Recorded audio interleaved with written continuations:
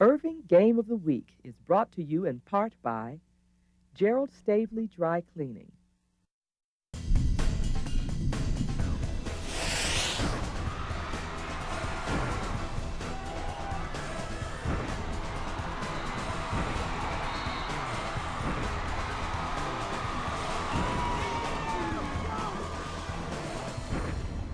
From Irving Schools Stadium, it's the Game of the Week on ICTN. Tonight, a crucial intercity matchup between the Irving Tigers and the Nimitz Vikings, with the playoffs definitely on the line. And hi again, everyone. I'm Lance Brown. Rob Willman will be along in just a bit. So glad to have you along for this always interesting contest. You know, this is my 26th ball game between Irving and Nimitz, and they've always seemed to be so much fun to watch. I remember that first ball game in 1988. The Nimitz Vikings were undefeated in that ball game, and it was the Irving Tigers coming back on a last-second touchdown pass from Joe Whitfield to Mike Enochson, and the Tigers won that ball game. Joe and Mike, the rest of those players, well, they're now in their mid-40s, but the rivalry, it's just as great as it ever was. Now, as for tonight's football game, well, it's just this simple. The Irving Tigers must win this football game to get into playoffs. They cannot lose. The Nimitz Vikings, they can lose this ball game and still get into playoffs, but then they would need some help. All right, this is being taped on a Friday night. That means we had 3 games on Thursday night. Let's take a look at what happened in those ball games. As the Skyline Raiders proved they're the class of this league, they blew away the Cardinals by a score of 49-26 here at Irving Schools Stadium with over 514 yards. Jesuit put the hurting on White, 568 yards in a 58-24 victory. And Turner, the Lions, the 4th time they've scored 60 or more points this year. The Bison, well, they ain't so good. So here now, the current standings. Skyline, the class of the league, Jesuit and MacArthur are in the playoffs, but they will have to fight it out for second place next week. So that leaves Nimitz, White, Irving, all battling it out for the last playoff position. The Vikings and the Tigers, well, they're pretty even in my opinion. They played 4 common opponents. They both beat Turner. They were both pounded by Jesuit and Skyline, and they were both outscored by a mediocre Timber Creek team that were, of course, being in non-district play. Nimitz started out with 2 losses before beating a very poor Halton team. They whomped up on both Turner and Sunset, and then the Vikings simply blown away by Skyline and Jesuit the last couple weeks. So the Vikings, well, they're on a rebound and looking for a confidence boost tonight. They'll play White next week and MacArthur in the final game. What Nimitz needs most is to get this young guy going. Sophomore tailback Mark Eugene. He's a terrific young talent, but after a 4-game streak where he'd averaged rushing for over 100 yards a ball game, Mark has managed only 45 combined yards the last 2 weeks. Hey, we're going to put this kid on a milk cart pretty soon if he doesn't do better. And on the subject of super sophomores, whoa, how about this young man? Irving's Raekwon Young, only recently promoted to the varsity, but last week exploded for 228 yards, 2 touchdowns against Turner, including this 99-yard touchdown run, a record that can never be beaten, only tied. Coach Aaron Delatorre said Young just needed some confidence, and wow, if this doesn't give you that confidence, nothing else will. I asked the coach if he's another Tyson Thompson, and he said, he could be. Of course, though, it's been a disappointing season for the Mid-City kid. He's only 1 victory. But all that counts now is they have to win tonight to have a shot at the playoffs. If they can win that ball game and defeat Sunset the next week, a game, by the way, we'll have for you on ICTN, and close out with a season over WT White, they can get in the playoffs. It's not easy, but it is doable. So, what happens tonight? I have no idea, but we're all going to find out together as the Game of the Week is coming up next right here on ICTN.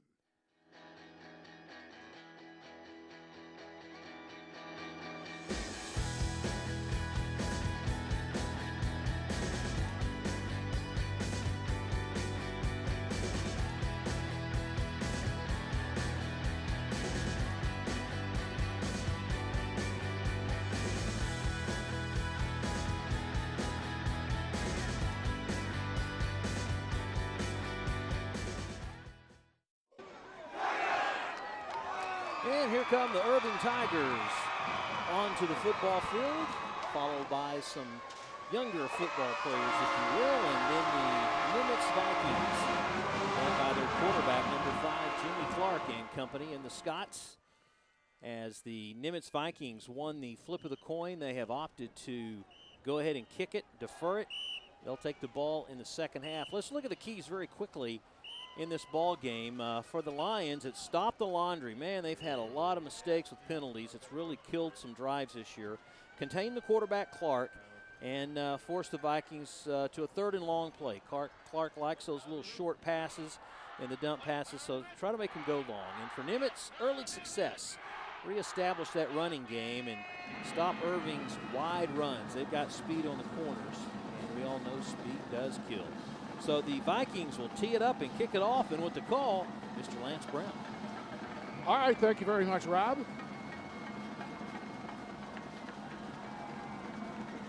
We are just about set to go as Daniel Gonzalez is set to, no, he's not set to kick the ball off. That would be Javier Mata. And, of course, he's going to kick it short. And it's taken by Raekwon Young.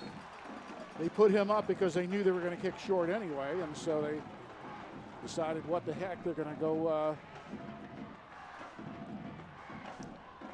You see Mr. Young, he's going over to the huddle, so he evidently will come out on offense here. Here's your offense. It's Williams, Martinez, Butler, Diaz, and Marco Mendez on the line. Thomas, Hall, Goodall, Choice, Parr, and Phillips. We're scheduled to be out there, and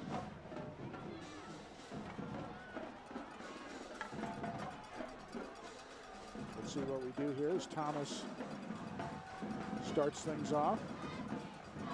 He's going to give up the middle, and this a running play by Raekwon Young goes for 6 yards. Here's your defense for the Vikings. Actually, that's the offense. So we'll try the defense here in just a moment for you when we get that racked up. First off, let's go to 2nd down and 4 for the Irving Tigers, as they have brought Hall into the ballgame now at tailback. Kevon fakes, going to keep himself, going to run up the middle. Should have a 1st down. First man to hit him was Noah Spears, but it is Kevon Thomas who falls forward for the 1st down. He's averaging about 4 yards a carry. He's rushed for over 400 yards in this season, but that includes sacks too, so you got to keep that into perspective. There's a flag down, however, and let's check what that's all about. Yeah, offsides against Nimitz. They'll decline that, take the play, because it's kind of one of those offsides.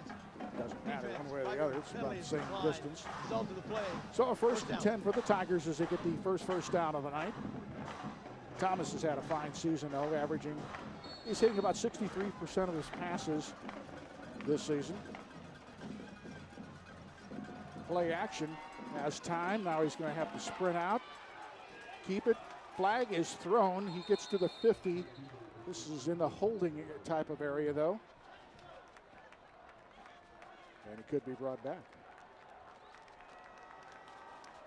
Well, you touched upon that, and we talked about it right there in pregame. It's just the fact of mistakes, the Yellow Hankies just killing the Tigers offensively. Last time we saw them play on ICTN, they would get a drive going, and what would happen? They get a call.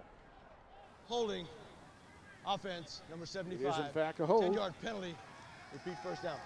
And that is on Marco Mendez, the right tackle. So instead of what they had, it's going to be 1st and 20.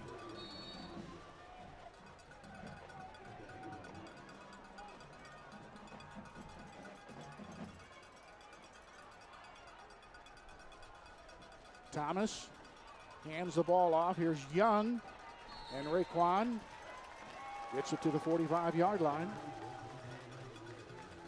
It's a pickup of about 7 yards. Saw that last week where they throw in like their power running game, where they bring Salinas in to block like a fullback. He'll set up like a slot, and they'll run to that strong side. And it's not too uncommon to see the offense go from that power run game, and then they'll come right out and they'll flood the zone with wide receivers like they're doing here. Second down and very long. Thomas sprinting out, rushed, fires, incomplete. Intended for Chase Goodall. Yeah, Dermonti Brewer that time, number 14. He read that one. He saw exactly what the Tigers wanted to do. We'll look at it again, and first of all, we'll look at the defensive lineup for the Vikings. And it is Flores, Mitchell, and Kennedy. Three-man front on the line. The linebacks of the Scott twins on the outside. Spears and Gleckner on the inside.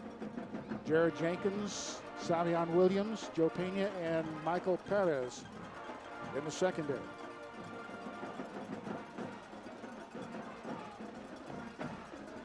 Third down and roughly 14 yards to go for first down. Long way to go. Thomas, a little throwback screen. It's complete, but it's only going to go for a yard. Tried to set that up to Salinas coming out of the backfield, but the Vikings pretty much sniffed that one out. Delonte Scott, one of the first to get in there, and really, I think, forced the play before Thomas could really set that one up. The Scott twins, fine athletes in this and also in basketball, and they probably won't wind up going to SMU. Boy, can SMU used to. Fourth down, about 13 yards to go. The punter is Phillips. And he'll kick it short. It's going to hit down at about the 30-yard line. Takes a Tiger hop and goes out of bounds at the 26. So let's take a look at the offense that the Vikings are going to throw at him. We will start on the offensive line. Garduno, Ortega, Rosales, De Leon, and Hoya. Clark, the quarterback, Eugene, and we have Scott, Velasquez, Allen, and Sam Berry in the backfield. Jimmy Clark completing 65% of his passes this year, 15 touchdowns, and only 2 interceptions. Mark Eugene in the backfield along with Clark on first down and 10 from the 26. Here's Eugene up the middle, and Mark picks up 5 yards. Here's the defense they're putting up against the Vikings. The Tigers will start off with Perla, Solis, Reynolds, and Duran on the line. Cooks, Salinas, and Shell. Shell back in the lineup after a week off for injury. Rangel, Choice, Vincent, and Tremino in the secondary. And the Tigers will get those 5 yards back from the Vikings they picked up on first down. It was Michael Scott, the left end, who jumped way off. Prior to the play, false start, number 1 offense, 5-yard penalty. It was Repeat second Michael, down. as the whole stadium saw. He was just trying to get a good jump on the ball. And he did. A little too good. Be a good matchup between Michael Scott and Decorius Choice, the senior cornerback, going at it. So now we have second down and 11 for Nimitz. Eugene in the backfield. Clark sprinting out, going to take off and run to the 30, 35, close to a first down. Let's see where they mark him. Looks like it's going to be short of a first down, just past the 35. They needed to get to the 36. Let's watch it again. Yeah, nice open field move right about the line of scrimmage there. Oh, just, man. 2 sweet moves. Yes, indeed. Just came up a yard shy. About a half yard shy, actually. Third down, very short. There's Eugene, and he should have the first down. Boy, just barely. Salinas, we call his name a lot, the linebacker for the Tigers. First one in on the stop, but if he gets the mark, he should have it by the nose of the football. Officials discussing the mark. They say, hey, move those chains. That's a first down. All right, so everybody looks over at the sidelines, and we shall see what their call is here on 1st and 10. 3 plays and no dink pass. They Vikings like to live off of that. Clark, hands off. Eugene sweeping wide, and Cooks making the stop after a pickup of right around 6, maybe 7 yards. Put it on the 43-yard line, 2nd down and 3. They need to get to the 46. They all run these hurry-up offenses. Now they stop, look back. Clark calls out to everybody what they're going to do. 10 on the play clock. Going to keep on the quarterback draw. Going to get the first down. And he gets to midfield. Cooks comes up with the ball, says, hey, I got it. And the official says, yes, you do, but it was too late. Ball was on the 49-yard line. It's a first down. You can see why Clark averages about 7 yards a carry. Good speed, good open field, and you spread those receivers out. There's not a lot of pushback once you get past the box. Here's the handoff to Eugene, and he is hit immediately in the backfield by Shell. Perla, number 28. Oh, it's 28, okay. Yep, Perla wrapped him up, read the play right off from the get-go. Didn't fool him, and really got a good rush and a good penetration, pushing the offensive lineman in the backfield. No gain, 2nd down, 10. Allen and Eugene are in the backfield right now. And they're kind of discussing who's going to do what. Allen's going to keep them both back there with him. Now Allen goes in motion into the slot at the top of your screen. Clark with a lot of time, being chased out. Fires long, has a man, incomplete. Intended on the far sideline for Sam Derry, but couldn't quite connect. The flag is down. He was past the line of scrimmage, so it was an ineligible forward pass. He'll lose the down and lose yardage to boot. And you know, he had so much room to run, too, looking back on it. But he just had a commitment that he wanted to try to get it to his favorite receiver, Barry. The way the refs are talking over, they're asking whether or not did he go past the line. The whole entire body has to go across the line.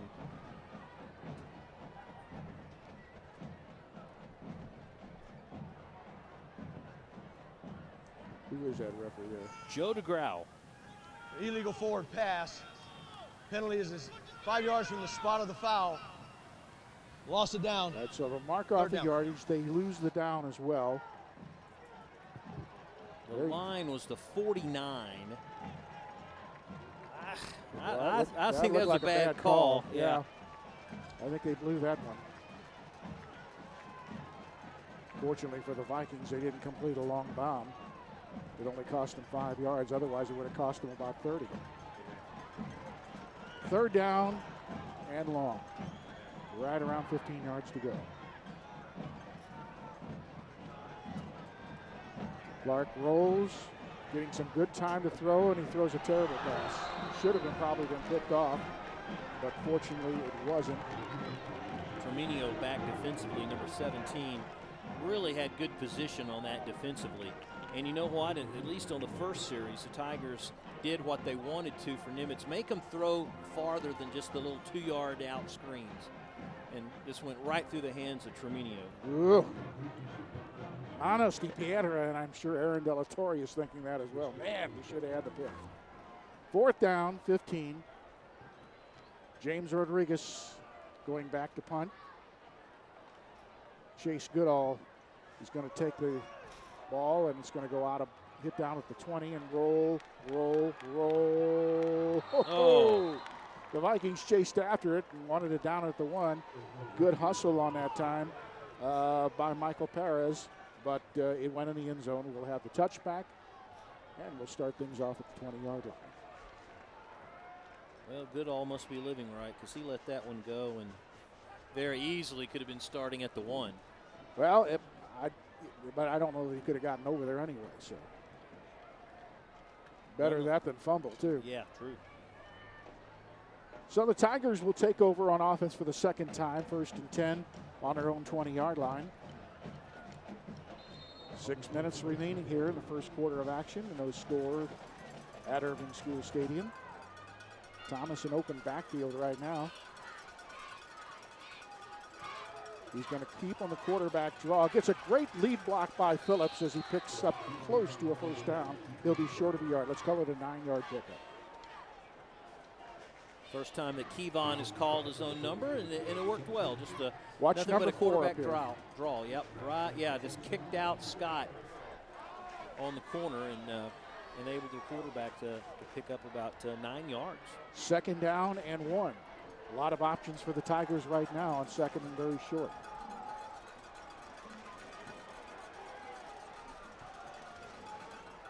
Thomas hands to Young. Young following his blocking. Doesn't get very far, but he didn't need to go very far. A host of people there to stop him up. Joseph Mitchell, the nose guard, was one of the first to hit him. But the forward progress will mark it to the 31-yard line, and that'll be good for a first down.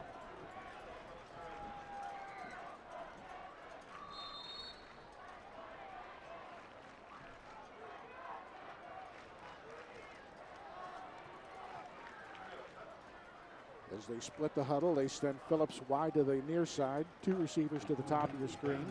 Hall is in the backfield right now with Thomas. Hall looking to sweep wide, and Hall is going to be dumped for a loss. About a 4-yard loss that time, in fact, as the stop is made by Josh Reagan, who's coming off the injured list. Good to see Josh back out there playing ball, and the whole thing was just forced to the outside, and Reagan played where he was supposed to, forced the play in, and also made the tackle to boot, and that sets up a 2nd down and long for the Tigers. 2nd down, 13. 4 minutes and 22 seconds remaining here in the quarter. Young in the backfield right now. They fake. They will run a counter. And Thomas gets back to the original line of scrimmage, roughly the 31. And we'll have 3rd down and 10.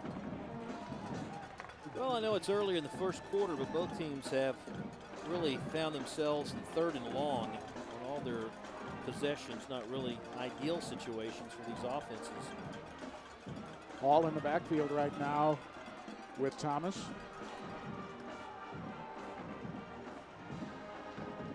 Play action. Thomas over the middle, picked off that time. This is Spears. Noah Spears tiptoes down the sidelines, and a late flag comes out. Might be a clip on the return. Mariano Diaz is kind of hobbling as he goes off the field. But there is no question that this is going to be an interception. I think the flag came after the INT, and it will be Nimitz football. Yeah, Thomas, he didn't appear to be rushed from the pocket on that pass. It just got away from him. You see the call holding against Nimitz, so that'll move him back from the spot of the foul, but they will keep possession.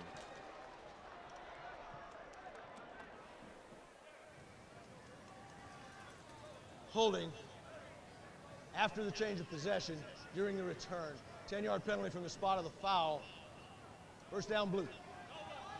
And let's watch the replay, Rob.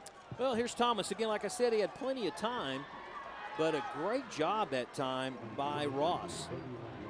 Spears, excuse me, Noah Spears. Spears just, he played it. If you notice, they had someone in front and behind Goodall, and he was right there in the lanes. And Noah with the interception. All right, first turnover of the ball game.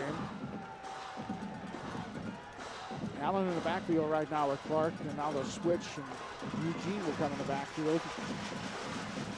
And here's the handoff to Eugene.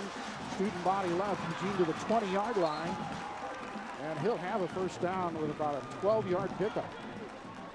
Maybe 13 as they mark him out of bounds. I'm thinking at the 18-yard line. Eugene looks really good tonight, really quick. Well, look at the line blocking there. And hitting the holes, and as always, you've got to get good blocks from your receivers to break the corner. Right in your living room there, and a first down and 10, Vikings. Cook's knocking him out of bounds, 1st and 10. Nimitz. Here's the handoff to Eugene, and Eugene doesn't find many places to go. Perla wrapping him up, making a stop. Coach Rogers running, well, okay, let's try something else here. 1 yard pickup, 2nd down and 9.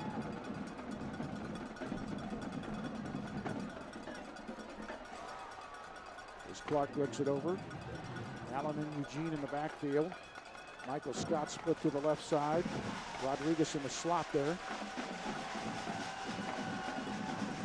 Now both receivers, both men in the backfield, split into the slot at the top, and now we want a timeout by Irving because they didn't like what they saw there. And you know what? Now's the time to use them rather than have somebody in a position where you're going to get beat and you don't have coverage for it.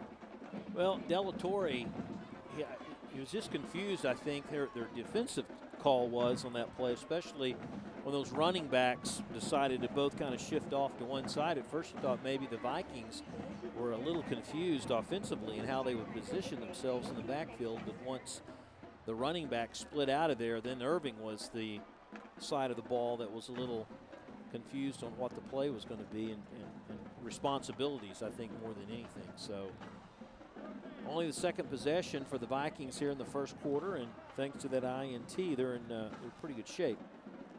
So we'll have 2nd down and 9 right now as the Vikings come up to the line of scrimmage after discussing what they want to do now.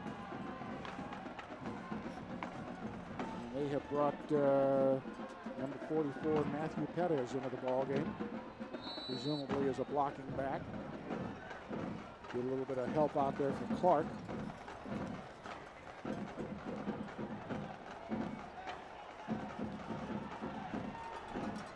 Second down play, that's Allen in the backfield. Clark hands off Allen. Allen fighting his way for not a lot of yards. Cook's making the stop for the Irving Tigers. You know, I'm surprised we haven't seen that quick screen. I mean, the Vikings, that's just like their bread and butter play. They'll have 2 receivers to one or the other side, and they'll just do a quick little pass out there, and maybe they respect the speed of the Tigers, or maybe the way they're playing defensively, but we haven't seen that yet. 3rd down, 7.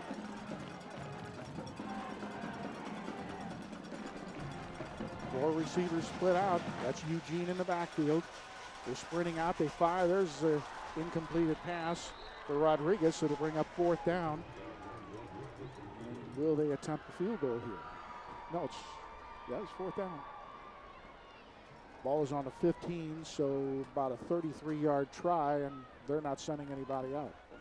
You know, it almost answered my question on that last defensive play. If you would have noticed the Tigers, how they set up defensively, they have a corner, of course, man up on the guys wide, but if you notice, they also are shifting a safety there. Look, there's 3 guys to the top of the screen for Irving covering the 2 wide receivers, and they're doing the same thing if Nimitz splits 2 at the top and the bottom. Therefore, you can see why the Vikings are throwing the football, and they're going to call time before they get the delayed game. Yeah, the play clock had gotten under 5 seconds, so they had to call a timeout to make this key decision here on what to do on 4th and pretty long, 7 yards to go here in the 1st quarter. You know, this has been such a terrific series over the years. I mean, you think, you know, of all the great games, of how it's gone back and forth, and look at what we had in the last few years. Last year, we had a 24-17 ball game that could have gone in overtime. The 2 previous years, we did have overtime ball games. Obviously, in 2010, we had a wipeout for Nimitz, but you know, by and large, you know, these games are usually pretty close. We've had some fantastic finishes here. As I mentioned in the pregame, the first one I came to was the game that Irving upset Nimitz when Nimitz was undefeated. They went into the playoffs, by the way, still did a good job. That was Roderick Walker and that crew there. They had Byron Miles at fullback. Thunder and Lightning, I called them. Wow, they were a terrific game.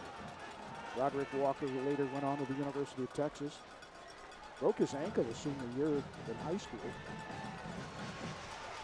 All right, 4th down play. Here's Clark looking to fire. Running out of time, going to run. Great move, and Clark is close to a 1st down. That last little move may have put him over the top, Rob. Yeah, that was a difference maker. Look at how he just looks over the field. Good vision. And watch this move right there. I mean, Salinas wrapped him up and, eventually made the tackle, but it was that little shake and bake that gave him the extra yard and a half he needed for the first down. All right, first down, goal to goal. The ball is at the 7-yard line. Allen with those feet in motion there. They hand the ball off to Allen. Allen up the middle, fighting, touchdown. A 7-yard touchdown run by D'Angelo Allen. His 6th touchdown of the season. His third rushing touchdown.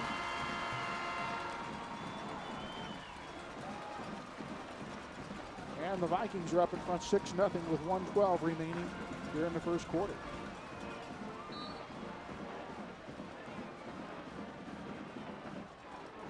Well, that was a nice drive, though. After the interception. And, of course, the key 4th down run. Right, by Clark.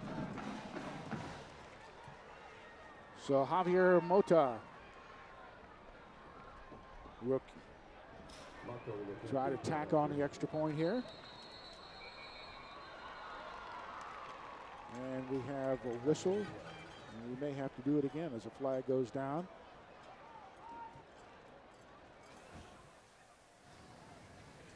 False start. Offense number 52. Yep, the Vikings are going to have to do it again. Repeat the try. That was Chris Garduno, the left tackle, who moved before he shut out. You want to try to get in position as quick as you can, so those players won't get around you when you're the tackle there. All right, so we'll do it from 5 yards further away. Oh, bad snap. Nice hold. Not a pretty kick, but it's still huge. Surprised he got that off choice, almost blocked that on the extra point. But here's a touchdown to Allen. Just a basic dive left, and everyone is pushing towards the end zone. A good line surge by the Vikings.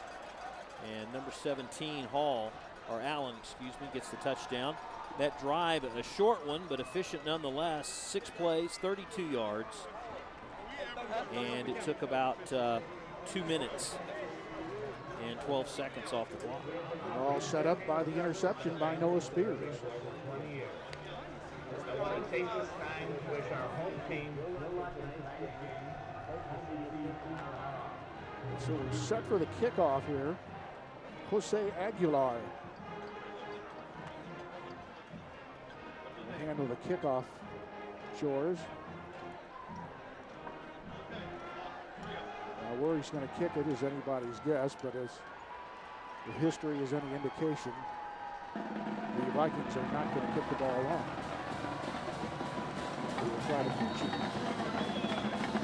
Get somebody to call a fair catch around the 30-yard line. So let's see what Aguilar does with the football.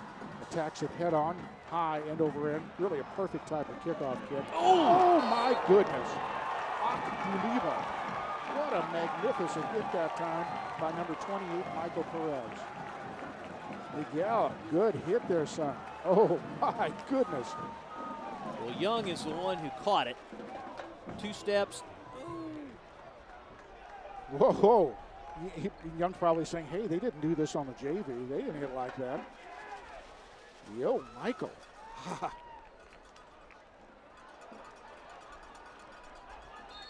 Man. That was a big-time hit. Raekwon Young's grandchildren are going to feel that one. Oh. 1st and 10. The ball is on the 32-yard line. Tigers looking to get those points back here as they hand the ball to Hall. Hall up the middle. And he has Spears on his back as he crawls out to the 36-yard line. And we'll have 2nd down at about 6. Ooh, man. I'm still tingling from that hit, and I felt it up here. I mean, those special team plays. Oof.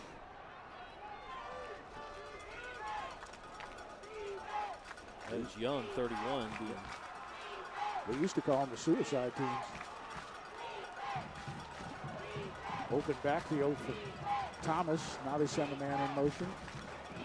Here's Thomas going to keep. That little counter play, he was tripped up by Josh Reagan, but he fell forward to pick up 3 more yards. And we'll have third down and about 3 yards to go. Very manageable for this Tiger offense. And that'll be the last play of the first quarter. It's been good so far. Nimitz leading 7-0. We'll have our second quarter coming up in just a moment.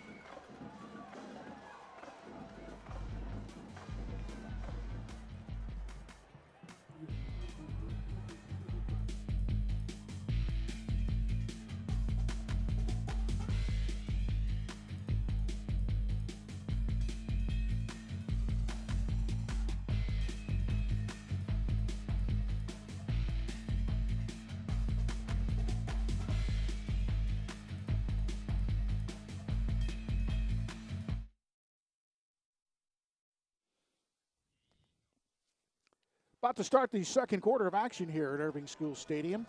Lance Brown, Rob Willman, so glad you're along on a beautiful Friday night for football. Third down, 3 yards to go.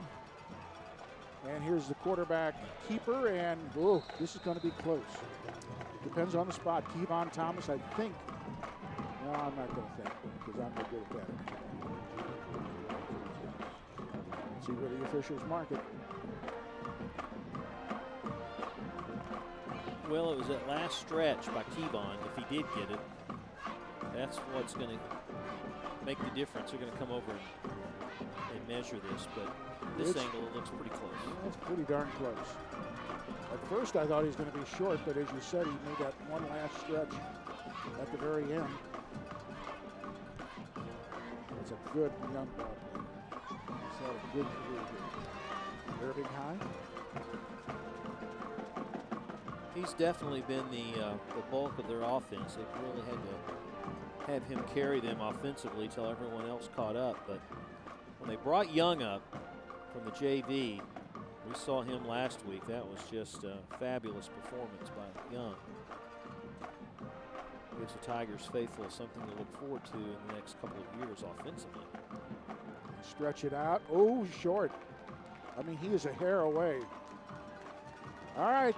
Aaron Delatorre, what you going to do, boy? Go for it. Yes, sir. He's bringing the big boys in. Well, that might be Where the is punt. he? Yeah, I don't know. Well, Thomas is still there. I mean, it appears he's got the goal line offense in there right now. No, not Nope, Thomas there- comes out. Yep. Well, I think he's just getting the call. Yep.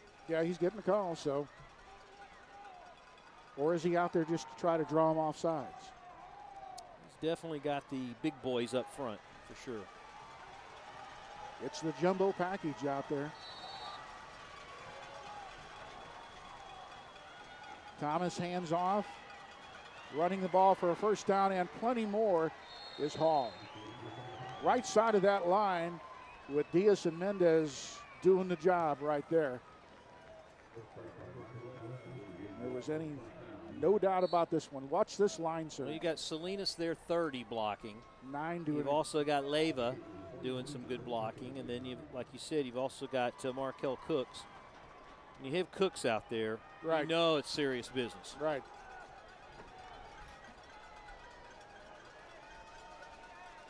First down 10 for the Tigers.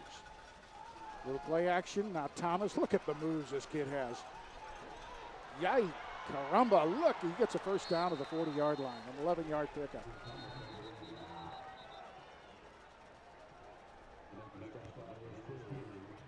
He had one of the, well, we got a flag back at the 50. Boy, the Tigers, this is kind of the story to their entire season, Rob. Every time they get a good play, every time they move the ball, then the hanky. Holding, 10-yard penalty from the spot of the foul, remains first down.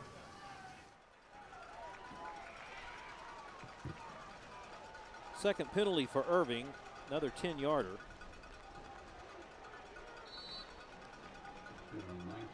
Well, We will have first down and 19 yards to go as the ball is on the 40-yard line.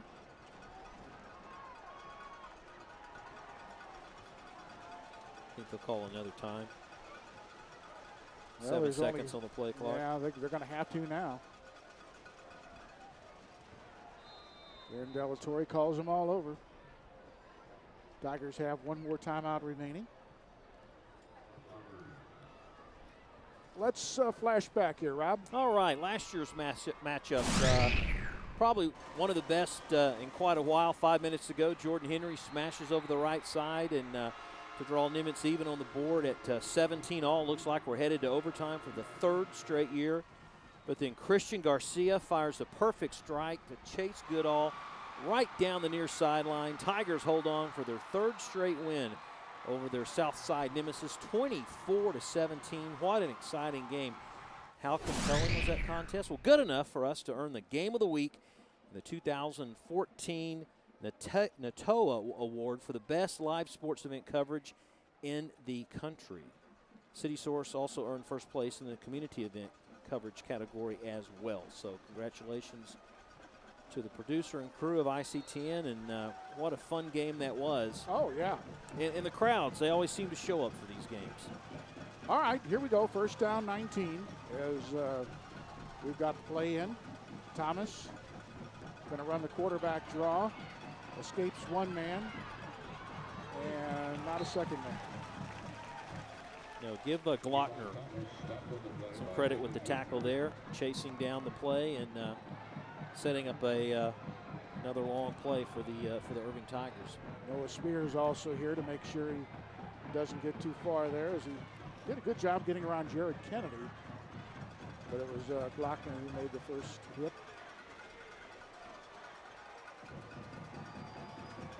So a 2-yard pickup. It's second down, 17 yards to go. There's Thomas. Looks on his cheat sheet. Gonna have to sprint out. Nobody's open. Now he throws, and it's incomplete. Tell you what, the Nimitz defensive secondary has done a terrific job in this ballgame. All the times that Thomas has been sprinting out, there's just been nobody open for him to throw to. And that's why he's had to run it for it so many times, is there has not been anyone to find in the open territory. I mean, the guys in the secondary have done an outstanding job. Scott sometimes, Delonte Scott sometimes will fill that void. Also, Jared Jenkins is back defensively. That's helped a little bit as well. And the safeties have not really had to make a lot of plays. Morris Shell comes into the ball game. Wouldn't be surprised to see a screen pass to Morris here. And now we're going to have a timeout by Irving, as they were getting low on the play clock again. And nothing drives a coach crazy than having to use your timeouts. Well, in the first half, though, it's use them or lose them anyway. But next week on ICTN, we'll have these same Irving Tigers against the Bison of Sunset. The Bison. I'll say that last time we've seen Sunset, 1968. Wow. I mean, I was in high school in 1968. That's how long it's been. We played without helmets, by the way.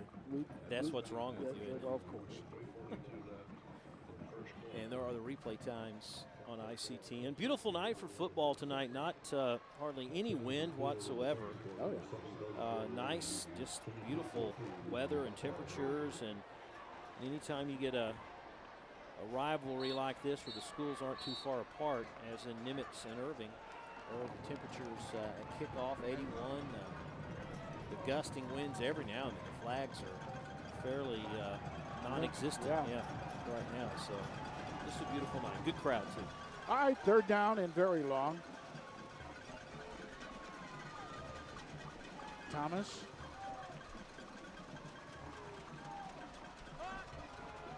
Lots of time to throw. Now he pulls it down. Going to take off and run. He's tripped up, though, as he crosses the 40 and gets to the 44-yard line. A pickup of 2, but they'll have to punt the football. Jared Kennedy in on the tackle for Nimitz. Number 42, the senior linebacker. And again, it's a secondary here, Rob, that's doing a terrific job. No one's open. Nope. He's flushed out of the pocket, has to come up a little bit, but you notice there in the back of the screen, double coverage on his favorite receiver, Goodall, and no one else to throw to. 4th down. Phillips to punt. No rush at all. Not a great kick, but it doesn't have to be a great kick. He was just kind of pooching it. And the ball will go out of bounds.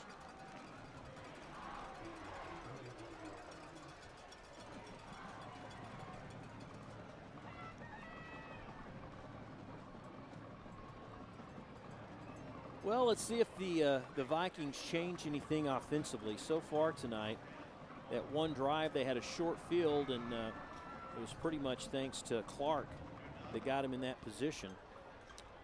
Both quarterbacks haven't really put up a lot of numbers throwing the football. I'm still waiting for that quick screen that we've come to see out of the Vikings tonight.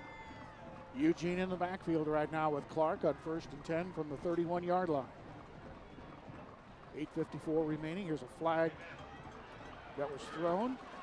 Look at the moves that Clark has. Well, it might be, nope, it's going to be offsides against Irving. And it will be declined, of course, so it's a free play for Nimitz. Offside defense. That penalty is declined. Result of the play. 1st down. Well, obviously, Coach Rogers and company have seen something that they felt like they could do with the quarterback. And, man, he has just really been eating them up with the keeper. 38 yards on 4 carries. Well, both teams seem to be saying, okay, quarterback, you can pick up the yards you want, but we're going to shut down your passing game. Here's a run up the middle. Look at Eugene go.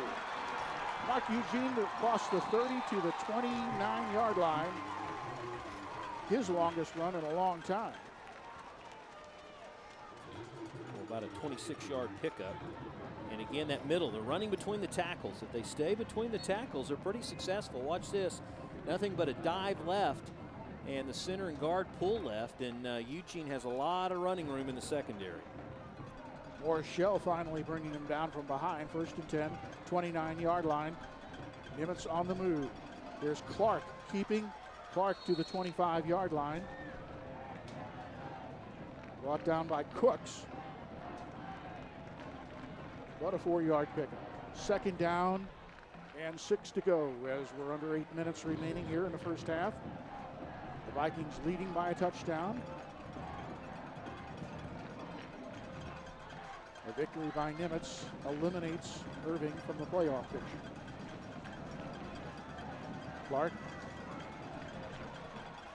Great move. How does he do it? Jimmy Clark down to the 1-yard, 2-yard line. You talk about a guy who has more moves than X-Lax. This young man really puts it on him right here. It's like he has another gear that we haven't seen this year. He fakes to Eugene, or he goes to his left, and then he tries to use a screen. He just sidesteps one runner, and then right here, it's like he just steps it up a notch, and he's finally tripped up by Thomas, who's out there playing defense for the Tigers. 1st down, goal to goal. Clark looks it over, says, Allen, come on back here. Let's give you the ball, get a touchdown. There's Allen, there's the ball, there's the touchdown. Allen scores from 2 yards out, his 2nd touchdown of the night.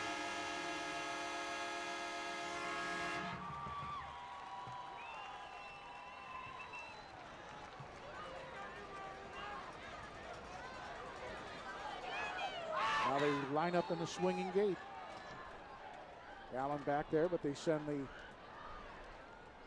the extra point team out to attempt the extra point. Javier Mota, who has 27 points coming into this ball game. 1 field goal included in that. And he gets his 2nd extra point of the night. Well, in the box score, it's going to say Allen gets the touchdowns, but it's, you'll see it here. But it's, boy, really the tandem of Clark and Eugene that are really making things click. Allen there to the left, off left tackle, as you see it from the end zone. That was, my friends, a 5-play, 70-yard drive. Took about 2 minutes to score for the Nimitz Vikings. And I think we're getting into the position right now where Irving really needs a score to get that confidence up to get back into this ball game. But so far, the Vikings defense has been able to come up with the answers. Of course, they've been aided by the Tigers shooting themselves in the foot as they have all year with their penalties. Allen now leads the team in scoring. He now has 7 touchdowns on the season for the Nimitz Vikings. Michael Scott had 6 coming in. Eugene and Barry each with 5 apiece, but it seems like that Coach Rogers has his go-to guy when they get in the red zone, especially inside the 5, and that's Allen. All right, so Aguilar will kick off. He's positioning himself to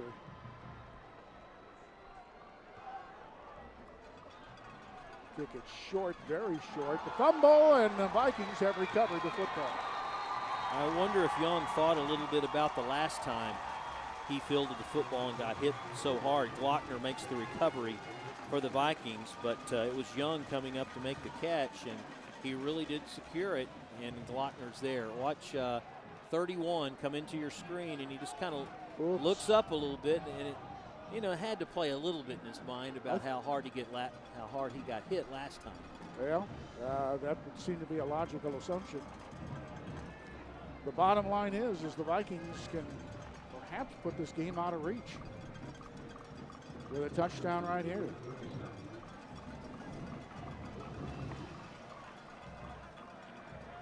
We were talking about the Tigers needing to score before the half. Now they just need to stop Nimitz from scoring.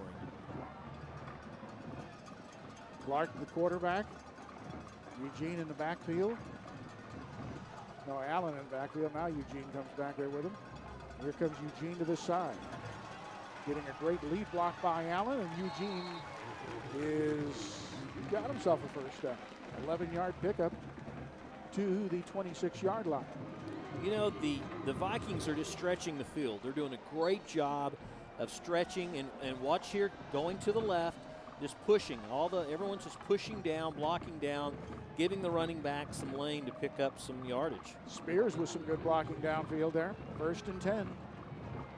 Here's Clark looking it over. And Eugene, did he fumble? Yes, he did. Boy, did the Tigers need this one. And is Eugene hurt? They're calling the team over.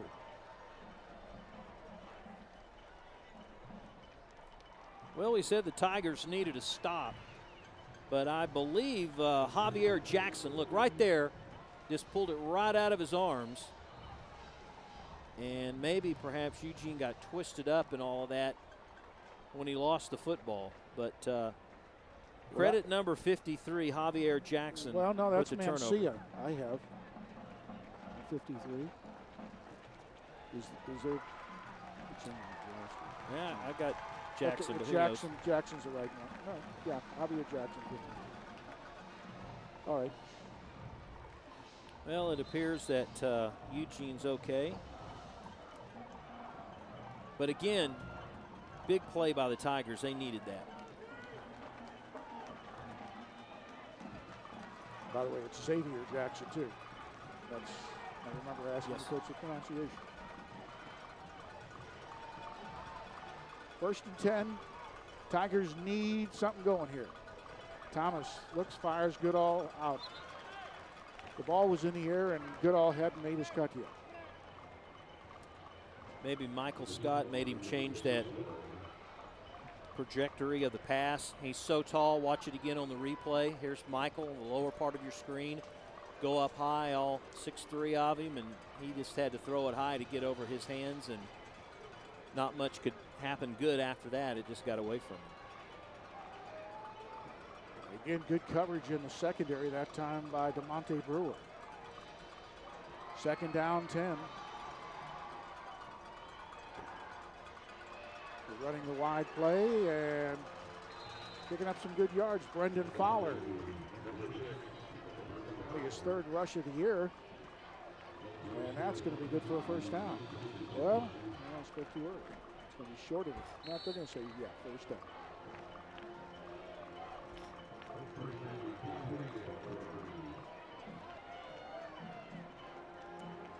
First and 10, 28-yard line.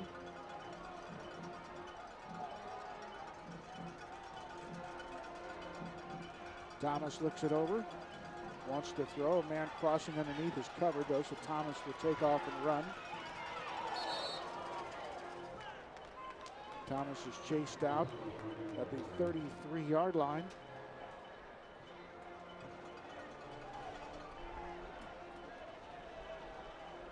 So a 5-yard pickup. Yeah, not a lot of time for him back there. Thomas has had to run for his life, and Parr did a wise thing, number 11. He came in late and almost got called for the clip, but pulled back just in the nick of time, or the Tigers would have been back facing another long play on in the field position ring. But good move on his part. They got a manageable 2nd and 5. The reverse to Chase Goodall. They scored a touchdown earlier on this. Goodall wants to throw. He fires to Thomas. Thomas catches at the 40, gets to the 50 for a first down. Hey, a little razzle-dazzle. Well, they ran this play earlier this year and got a touchdown out of it. And they run it again here. A little flea flicker here as they get it to Goodall, and Chase with a nice move there. Gets it to his quarterback Thomas, and Thomas gets to near midfield. 49-yard line is where they're going to mark him down. First and 10, Irving Tigers.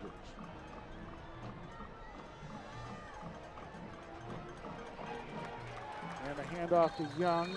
Gets back to the line of scrimmage, and no mas. Miguel Flores on the tackle, number 35. Broke through the line, made a nice play, wrapped him up for no gain. Again, don't forget the Tigers have no timeouts. They've used them all. Still plenty of time here left on this series, and a quick change of events. Boy, 1 minute we said, hey, they got a score, then they fumbled, and then they turned around and got it back. Lewis Simpson comes into the ball game.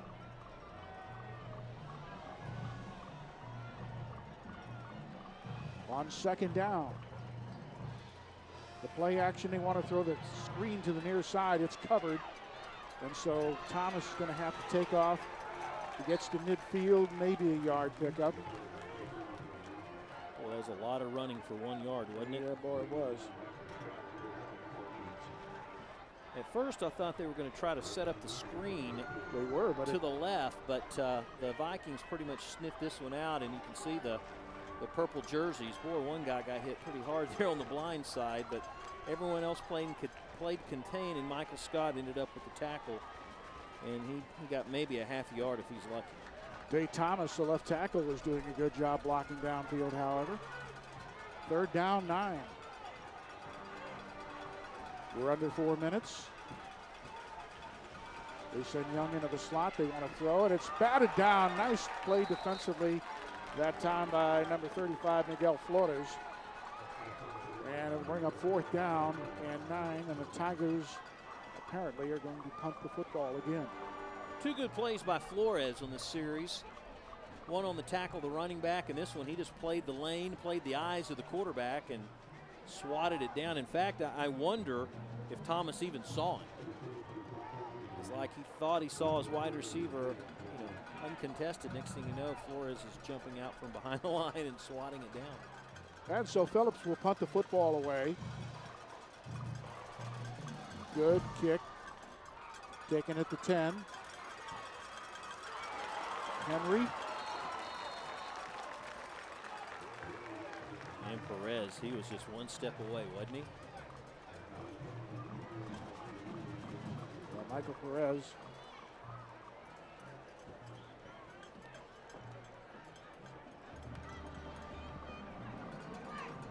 So now if you're Nimitz, are you conservative? You get the ball to start the 2nd half. Don't want to turn it over? Well, you never want to turn it over, but yeah, I don't know. They haven't been able to throw the ball well. Neither team has, but You know, they've had so much success with Clark and Eugene running the football.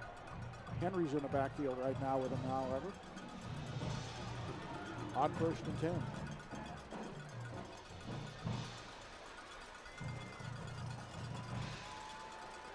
Here's Henry, maybe picking up a yard.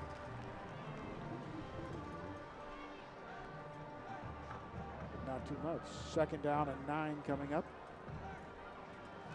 Eugene's still over on the sidelines.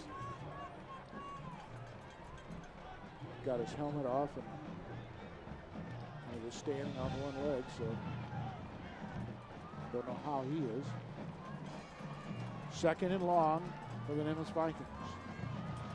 Clark rolls, nobody's open. Now somebody opens up and he hits him, got a 1st down at the 40.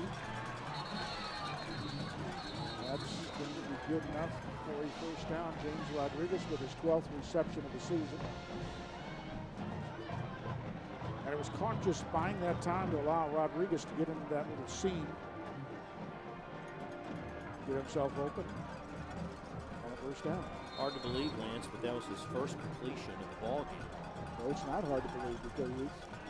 Well, coming into, he's completed, 90 passes for 1,400 yards, but yet in the first half, that was his first one. Yeah. Also, both teams with this great secondary coverage. Also a report on the sideline, Eugene got poked in the eye back when he fumbled earlier in the ball game. That's when he's not in. Okay. 1st and 10. Here's Henry sweeping wide.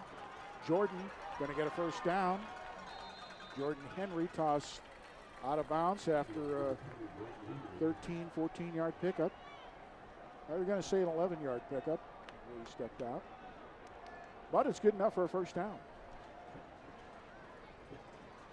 So Eugene on the sidelines after getting a Mo Howard and getting poked in the eye. I'm sure he's not laughing about it. No. 1st and 10. 2:19 remaining. Vikings, by the way, do have 2 timeouts remaining.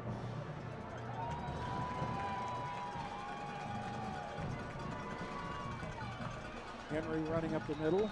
He doesn't get too far. Perla threw him down after maybe a yard pickup. 2nd down, 9 coming up as we come up on the 2-minute mark. Darren Delatorre. His 3rd year as the head coach. After taking over from Jim Bennett. He's trying to get a couple of words in, isn't he? Yeah. No gain, 2nd down and 10. Allen and Henry go into the slot, so you have 4 receivers here to the near side. Quick screen out to the near side, caught by Allen. And the Tigers had that very well defensed. See, now we know why they haven't been throwing that tonight, right? Yeah. Well, I mean, the Tigers have tape too. Indeed, and watch it. Just good pursuit. Salinas, number 30. Then he gets pushed back by Thomas a little bit, who's been playing safety on and off here in the first half. And pretty much it seems like Irving was saying, if you're going to beat us, it's not going to be by those quick screens. 3rd down, 13. Clark. Tigers show blitz, now back off. 1 on the play clock. They're going to call a timeout now. Evidently Clark saw something he didn't like, or maybe they told him from the sidelines to back off. Is what the Tigers were showing. Coming up in 2 weeks on ICTN, it will be the season finale. MacArthur and Nimitz, always a fun game to watch. And MacArthur holding on there for that playoff spot. Will Nimitz get there? Yeah, that's the question. I think W.T. White has surprised me this year. I haven't seen him in a few years. I really didn't know, what they would field. We had a pretty good idea that Skyline was going to be good. Jesuit always has a pretty good team. And who is going to be those other 2 playoff teams? MacArthur started slow, but they've gotten stronger even though they lost to Skyline. Everybody loses to Skyline. Yeah, I think the so-called experts pick Skyline, Jesuit, MacArthur and Nimitz could be the playoff teams and could very well wind up there. Could be. But first, Nimitz has to win this ball game. If they win this ball game next week, they're in the playoffs against W.T. White. Then the MacArthur game is just equal Friday. Third down. Clark with a lot of time. Now he's going to take off and run. Jimmy gets a first down as he gets tossed out of bounds at the 35-yard line. 36 seconds left. Now is the time the Vikings have to be clock conscious. You know, we have seen Jimmy run the football all season, but tonight, for some reason, he just looks, I don't know, more elusive than what we've seen. Well, a lot of it is a defense because the Tiger defenders are just playing back and kind of giving both quarterbacks the option to run the football rather than they throw it. They throw to the near side. Allen catches. Oh, D'Angelo makes a decision. Gets the first down. 27 seconds left. The clock will stop at 26 to move the chains. Will the Vikings call a timeout? Will they clock it or will they run a play real quick? Now they run the clock. 24 seconds. Jimmy with a lot of time. Nobody's open. Now he fires out to the near side. D'Angelo Allen. Well, that's going to force him to call a timeout there. You got to, D'Angelo not using, I think, the best judgment there instead of just running out of bounds and stopping the clock. Trying to get a last yard rather than trying to save time. 6 seconds left. Now do you try a field goal or do you try for the end zone? The field goal try would be, let's see, at the 15, so it would be at roughly the 21, 22-yard line. And so it would be about a 32-yard try. And I don't know if Mota has the leg for it or not. He does have a field goal, but that was from 23 yards, so that's just virtually like an extra point. Coach Rogers trying to get the attention and finally got it of Joe DeGrau, the referee. There was something there that caught his attention. Don't know if it was the clock.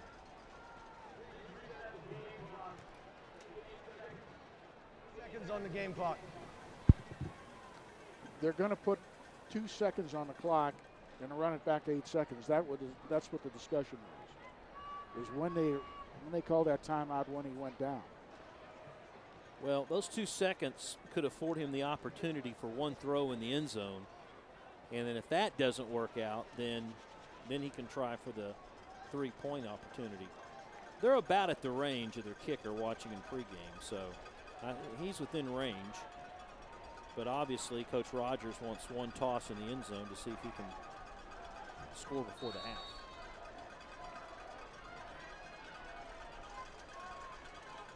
Second down 3, but it's the time now that's the factor. 8 seconds left. Clark being chased, and that's going to be it. They'll never get another play off. Well done. Boy, we've called this guy's name out a lot. Perla for the Tigers, and he saved his team from giving up extra points as gets a good rush on him right there. Clock management, as always with so many teams, just not very good there by the Vikings.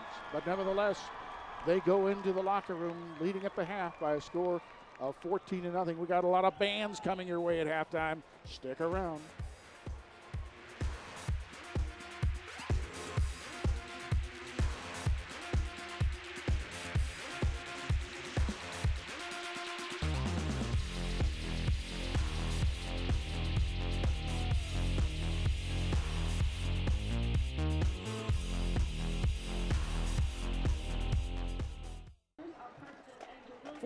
Nothing. The Nimitz Vikings on top. It's halftime, and that means halftime entertainment. Let's go down to the field for the band and the drill team for Irving High School.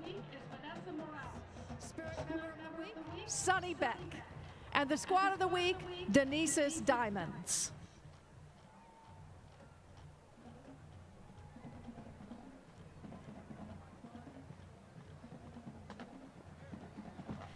The Toy Tiger dance officers are Junior Lieutenant Kelsey Lucy, Senior Lieutenant Marco Rios. Senior Lieutenant Amari Cook. Senior Lieutenant Denise Ramirez. First Lieutenant Ana Ramos. And Captain Helen Matute. Tonight, the Toy Tigers will perform for you a high kick routine to Bread Fan.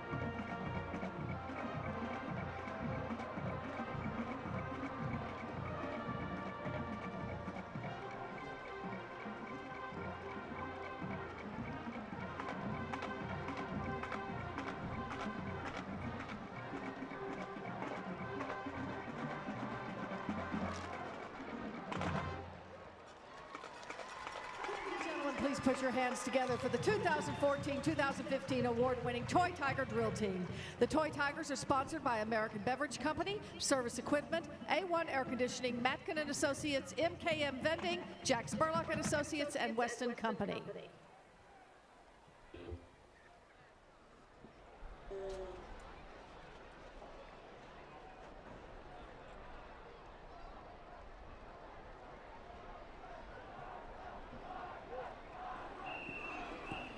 One, two, three.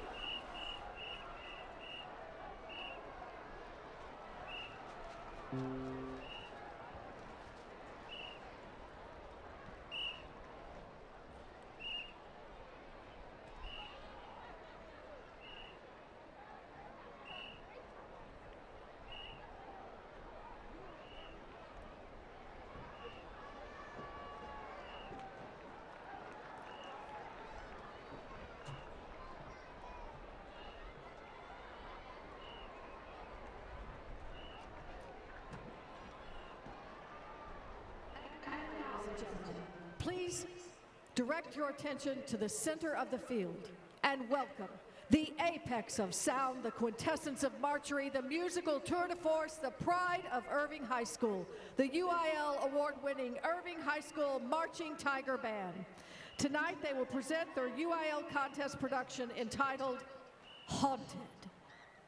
The Irving Band would like to welcome our future Irving Band members from the Days of Allah and Austin Middle School bands.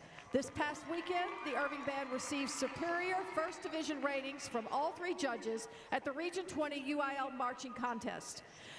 This rating advances the Tiger Band to the UIL Area C Marching Contest tomorrow, performing at 2:15 p.m. in the preliminary competition at Mesquite Memorial Stadium.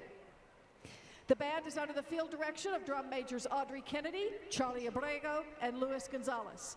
The drumline captain is Tommy Martinez. The color guard captains are Helen Tran and Savin Nguyen. Drum major, is your band ready?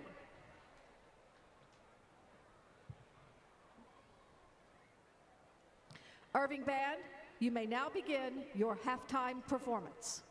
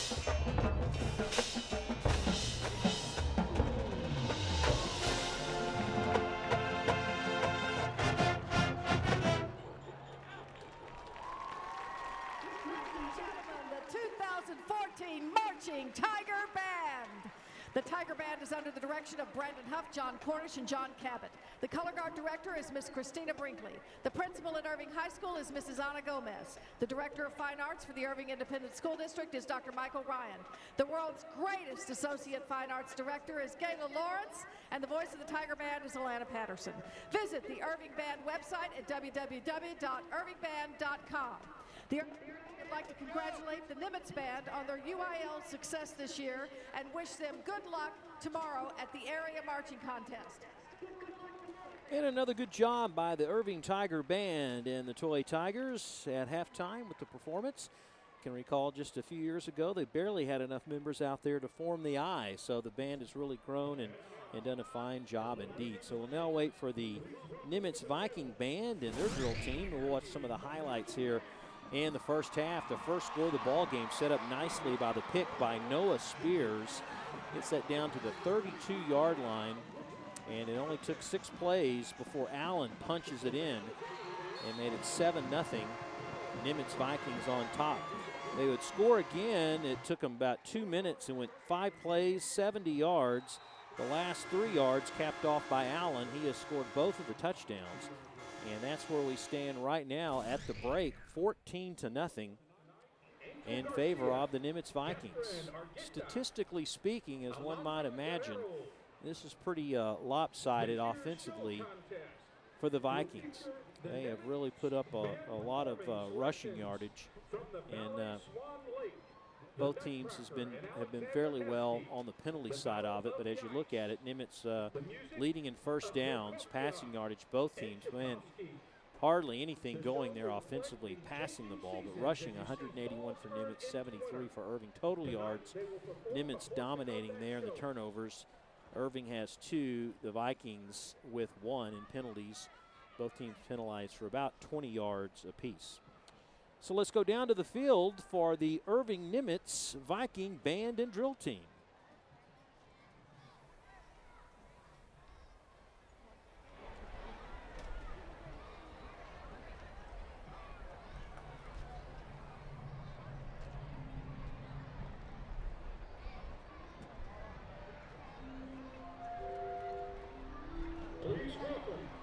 Under the direction of drum majors Sophia Burton and Hannah Mussick, the Nimitz High School Marching Band performing Winter is Coming.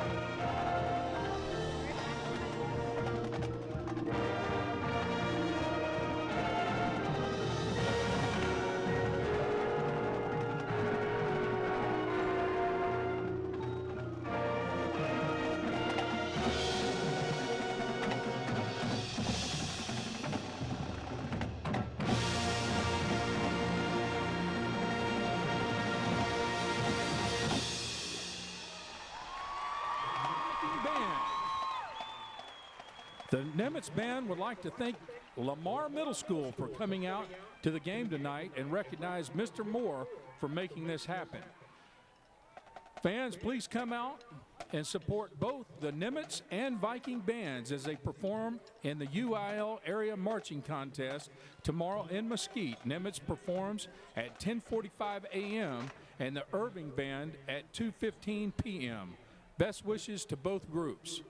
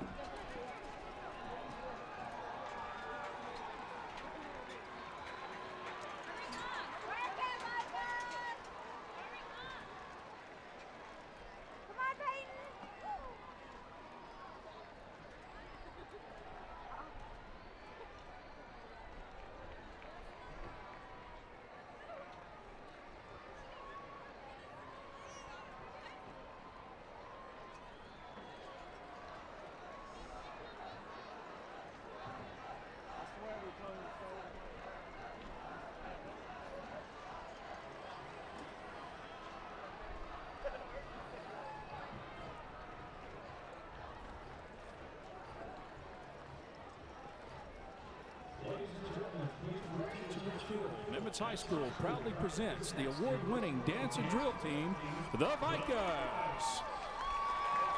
The 2014-2015 Vika dance officers are Lieutenant Yasmin Olvera, Lieutenant Taylor Perez, Senior Lieutenant Mercedes Cardoza, Captain Lindsay Duchesne, and Captain Jenny Guzman. Smile of the Week is Chantel Rosales. Spirit Girl of the Week is Denise Vargas. Vika of the Week is Francis Marin. Viking Educators of the Week are Miss Send, Mr. Etheridge, and Coach Love. The Vikas are under the direction of Miss Kristen Landtroop. Tonight, the Vikas will dazzle your ears and eyes with a fun-filled routine to Black or White by Michael Jackson. The Vikas would like to dedicate this routine to the Nimitz High School classes of 2004 and 2005. Welcome back, alumni.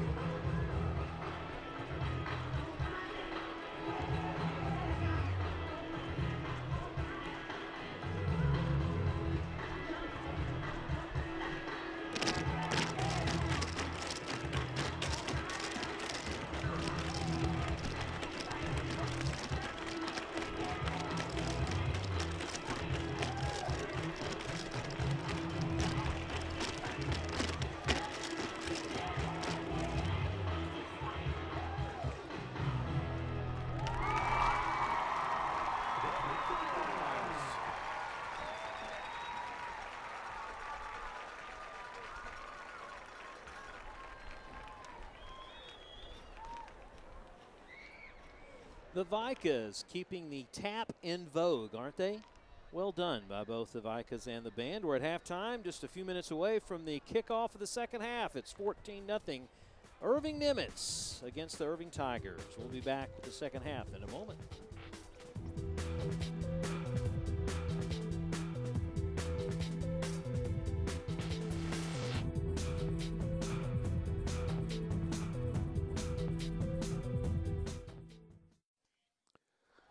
All right, we're just about set to start the second half of action here at Irving Schools Stadium.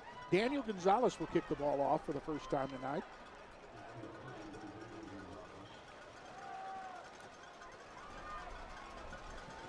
Henry, one of the men deep.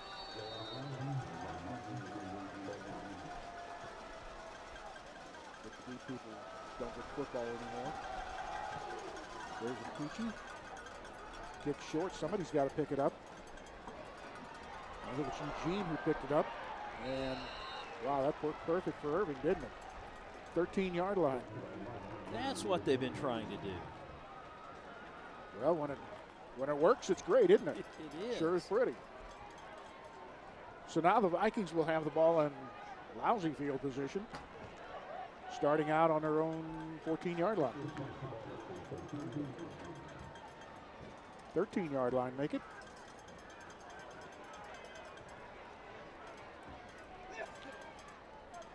D'Angelo Allen out there.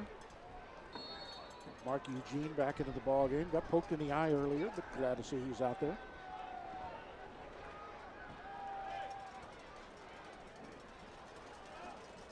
So 1st and 10. And here is Eugene. He is wrapped up by Markel Cooks after he picks up about 3 yards. Not even that. 1 yard.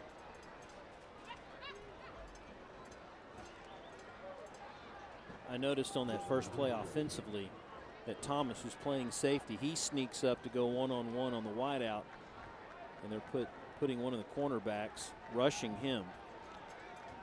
It's Shell, number 26. 2nd down long.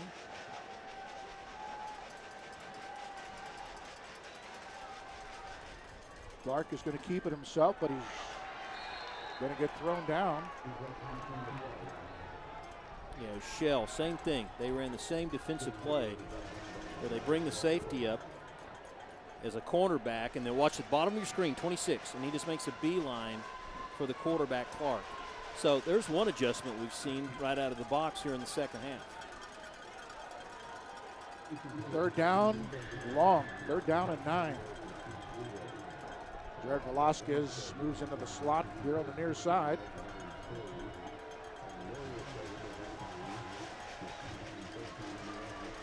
Both defenses have played very good so far. Quick out. There's that quick screen you liked, and getting out to the 20-yard line. That is D'Angelo Allen. Far shy of the 1st down. So it'll be 4th down and 4. And the Vikings will have to punt the football away. James Rodriguez will go back to do that. As Chase Goodall stands on his own 45-yard line.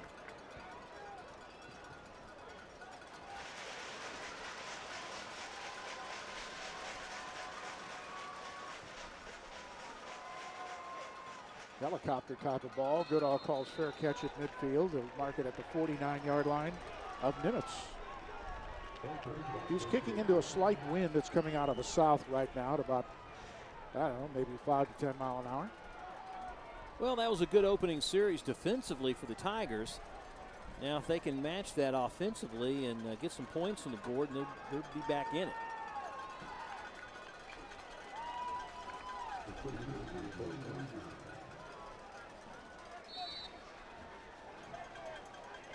Devon Thomas, the quarterback.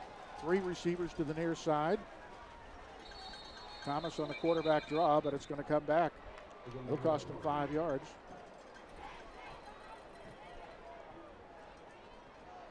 Seemed like that whole left side of the line moved before the ball did. False start. Offense, number 54. 5-yard penalty. Remains 1st down. And they call that on Aaron Martinez, the left guard.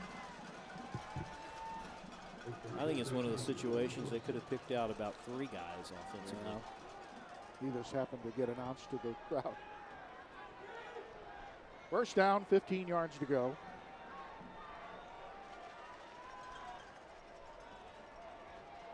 Fowler in motion. Fowler gets the handoff, turns the corner, falls forward back to the original line of scrimmage, so they pick those 5 yards back up. Maybe even falls forward for an extra yard. We'll see where they spot the football. Yeah, they do. The 6 yard. No, they don't. 5 yards. Second down, 10.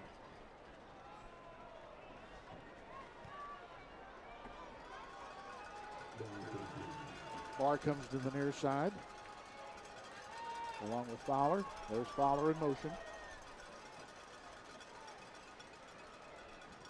There's the handoff. And not getting very far is Hall. Ball's forward for a yard pickup. Third down, 9 coming up. Well, not a lot of room between the tackles here in the early go for Irving High. I think they're just trying to find out what works for them. Seems like right now it's just Thomas.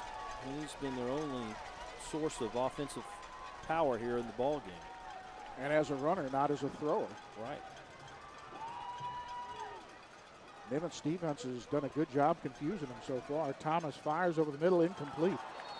Not a good pass. The ball was poorly thrown. It was overthrown. It was intended for Leyva.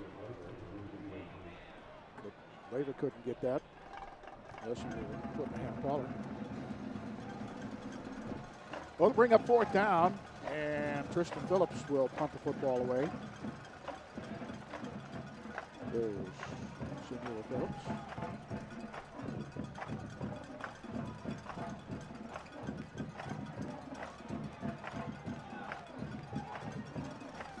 Perez back deep to receive. No rush at all. Not a good kick off the side of the foot. It'll go out of bounds. Where are they going to mark it? 20-yard line. Well, Vikings trade punts and pick up a few yards for it. See Brian Rogers.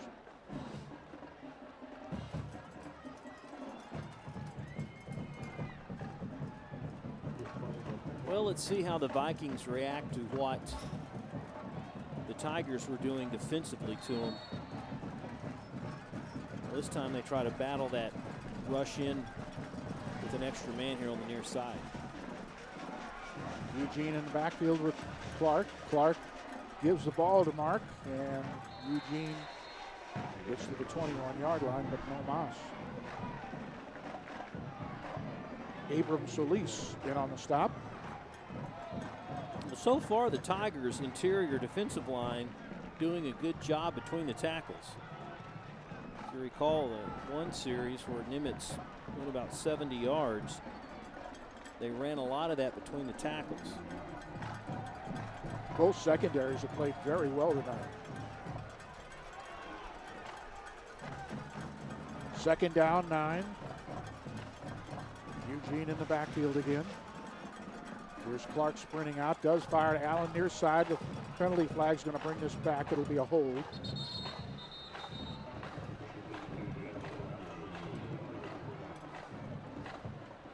Not much doubt about this. Joe DeGraw threw that flag immediately.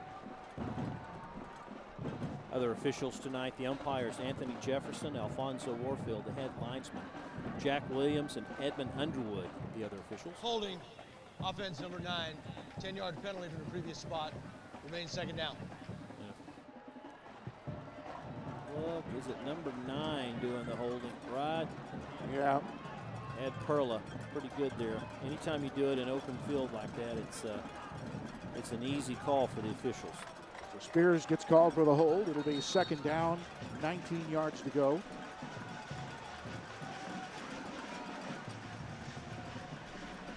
Clark has Eugene in the backfield with him. Quick fire out to the near side. Allen at the 5, dances to the 10, gets to the 14. And there's a lot of white jerseys there to hit him pretty hard there. One of the first was Noah Salinas. Well, I can see what the Viking offense is trying to do. That time they set up 2 guys to the near side of the field, put a man in motion and used him as that 3rd receiver, but yet very good pursuit by the Tigers. 3rd down, 15 yards to go. They have to get to the 30-yard line.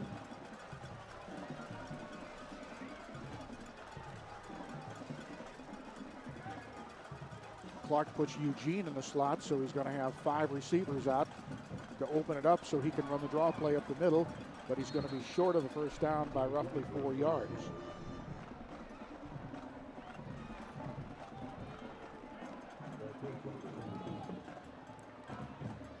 So it'll be 4th down. The Vikings will have to put the football away one more time. And that means we'll call on James Rodriguez as Chase Goodall goes back to receive for the Tigers.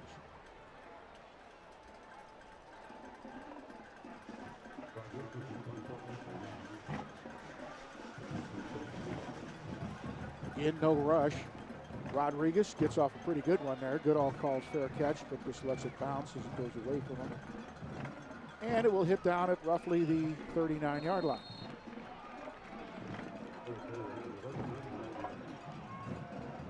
So neither offense doing very well so far here in the 3rd quarter. Or if you want to look at it the flip side, both defenses playing very well so far here in the 3rd quarter. Really, the secondaries, Rob, for both teams have done a good job clamping down on the receiver. Yeah, they've pretty much forced both offensive coordinators to get either A, creative with what kind of routes they can try to hopefully open up their receivers with, or just stick to the run. Yeah, spread everybody out and try to run the quarterback on the quarterback draw. 1st and 10 from the 39. Here's Thomas going to keep himself. And Thomas is going to be a yard shy of the first down after picking up 9 yards. Stop made by Jared Kennedy.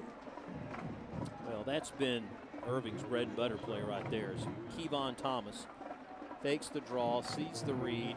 Well, the line gets a good surge that time. Aaron Martinez with a good block. Tay Williams also with a good block. And he picks up 9 yards. 2nd down 1.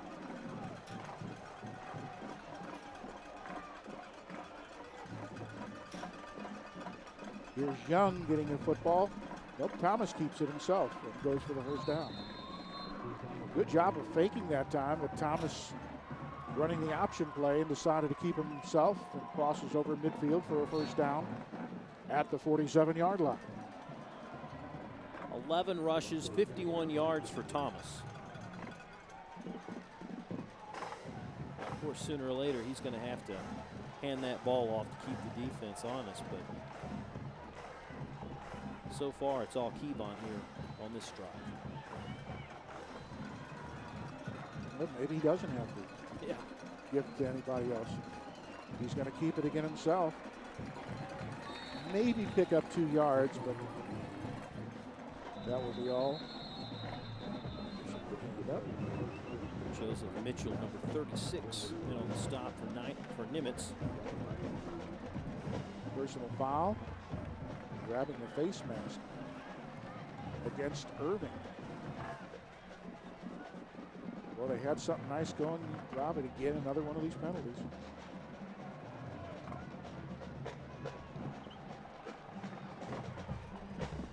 Or did he just call it, did he signal the wrong way? Looks like the Vikings are backing up. Yeah, okay, it's against Nimitz.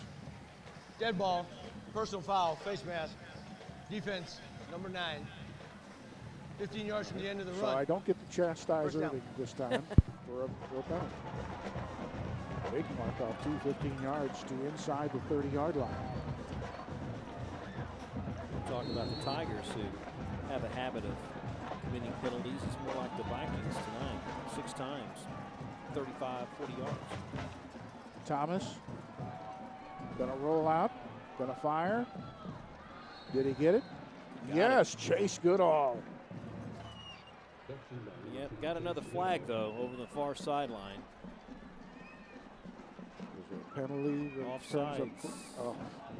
Against Nimitz. That penalty is declined. Naturally. Result of the play. So Nimitz with the problem with the penalties here.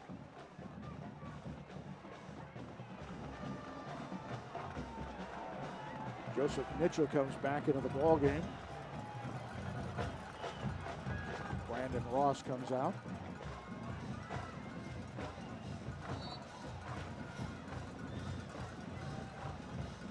Thomas on first down. Keeps himself right up the middle, and it's going to be a touchdown. 20-yard touchdown run by Thomas, and hey, Irving is back in this ball game. Again, Tay Williams, the offensive tackle with the key block right in the middle of that play, enabled Thomas to give the Tigers their first touchdown of the ball game. Comes with 4 minutes left in the third quarter. And they will send Daniel Gonzalez into the ball game. Very erratic in his pre-game warm-ups. And there you see it right there. He hooked that one. Yeah, they were doing a lot of coaching with him during the pregame. But here it again, Thomas. Look, there's Tay Williams right there, 70 with the key block, and a 20-yard run by the quarterback. That was a 61-yard drive in 5 plays, used up a minute 42.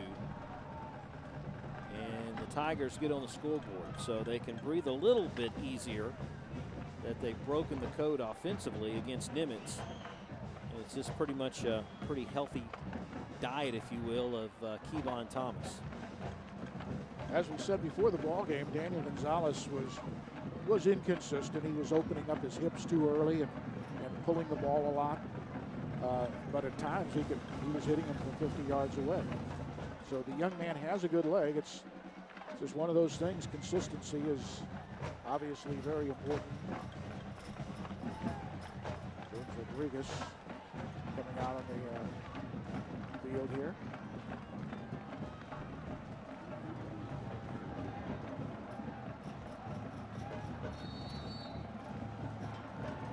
Last time, you remember, the Tigers had a very good kickoff. We do the same thing. This time, it hit out of bounds. And that was a nice little twist, wasn't it? Yeah, boy, I'll tell you what, though, they were very close to that ball coming back out on the field. He wasn't far away from putting it right where he wanted. Procedure on the kicking team. Kickoff out of bounds. Ball will be placed on the 30-yard line. First down. So Nimitz will take the ball on their own 30-yard line.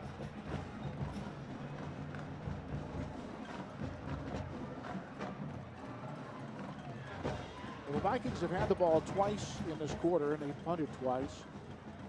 Have not been able to do much. And now you see, talk to the defense as to what Irving's been doing, what they're going to have to stop, because Irving's just spreading them out.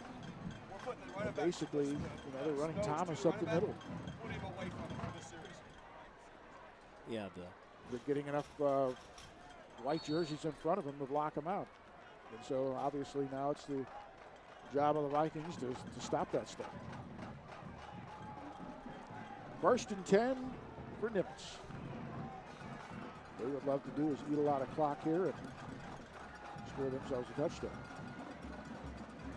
Clark looks in, quick screen out to the far side, and Scott. No, that's Allen with a reception there, and that's good for first down, but there's a flag down there. Boy, the Vikings have absolutely been shooting themselves on the foot in this quarter. You said Scott, that's going to be against Michael on that wide receiver screen. Yeah, he was holding for Allen.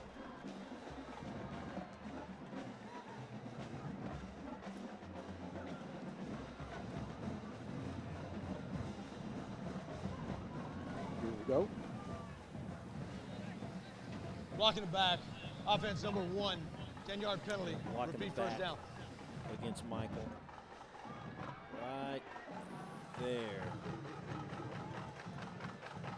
Yeah, well, without it, Allen probably doesn't pick up that yardage. So now we have first down and 20 as we're under 4 minutes remaining here. Third quarter of action at Irving Schools Stadium. Clark fires to the far side, and that's Eugene getting part of the yardage back. Maybe about 6 or 7 of it. Eugene, that's only his 3rd reception of the year. He picks up 5. It'll be 2nd down, 15 yards to go.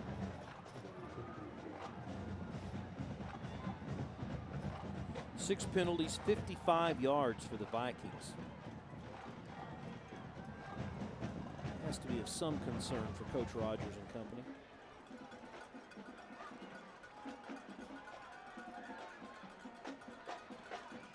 Clark keeps, but doesn't go very far as he's hit immediately by Salinas after he picks up maybe 2 yards. So we have a 3rd down and 13 coming our way, Rob. Yeah, a little shift in momentum here. You can just see a little jump in their step on the Irving sideline. Players defensively trying to get their crowd into this, and all because they cracked the scoreboard and they're back in the ball game. 3rd down play. Jimmy Clark, who has been the key for him all season long, fires to the far side. And oh, what a great catch. My goodness, talk about a highlight play right there. Mark Eugene on the receiving end of that, but they're going to be short of the 1st down by 3 yards. Look at this. And what a catch. And it's almost picked off by Choice right there. Choice thought he had it, but Eugene did and made a great play. Da-da-da, da-da-da.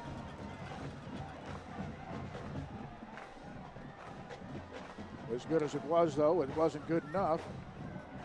So it's 4th down and 3 yards to go.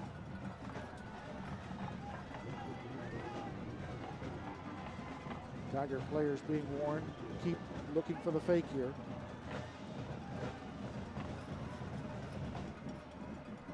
But it is no fake. Rodriguez does not hit a particularly good punt. And it hits down at the 38-yard line. So the Tigers now with a chance to come down and get themselves even closer to the Vikings. Remember, they trail by 8 because they missed the extra point.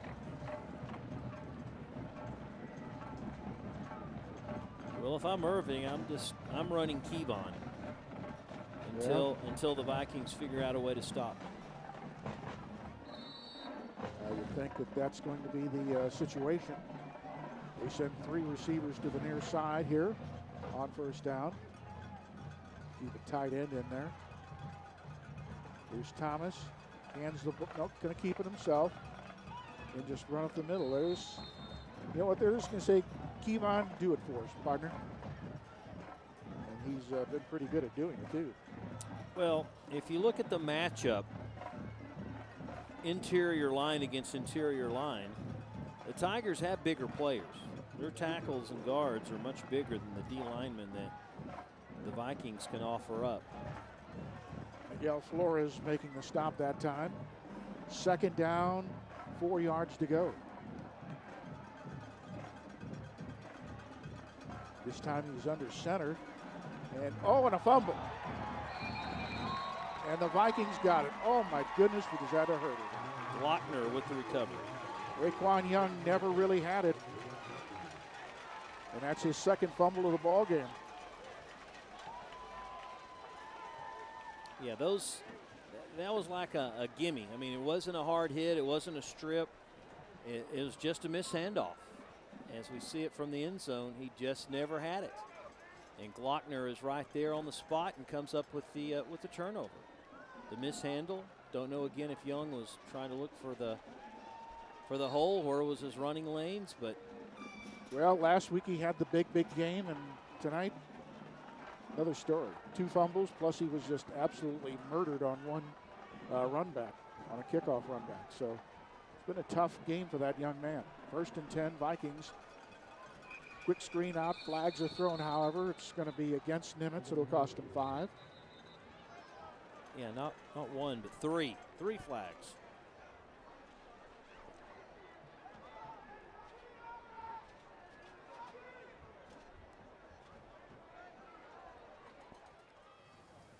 False start. Your procedure. Offense number 77. 5-yard penalty.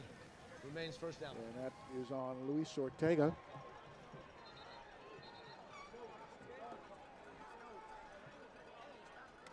We've seen more laundry out here than at a Calgon commercial. First down, 15 to go.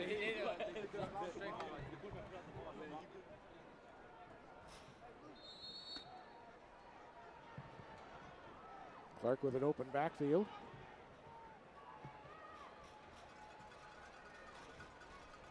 Long count. Low snap. Runs it right up the middle. Picks up about 8 yards.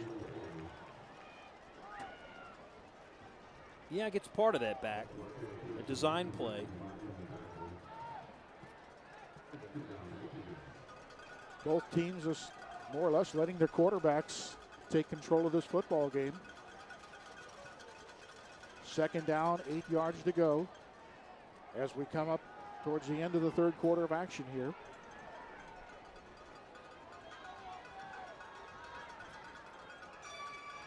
Clark rolls this way. Now he fires underneath, complete. Did he catch it? Yes. Nice catch that time by James Rodriguez. That'll move the chains for a first down at the 30-yard line. 11-yard pickup here. Best toss and catch of the night. And Rodriguez takes a hard hit that time by Thomas, but holds on to it. First and 10.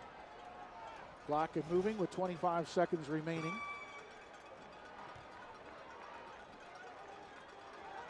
They can let it burn all the way down if they want to.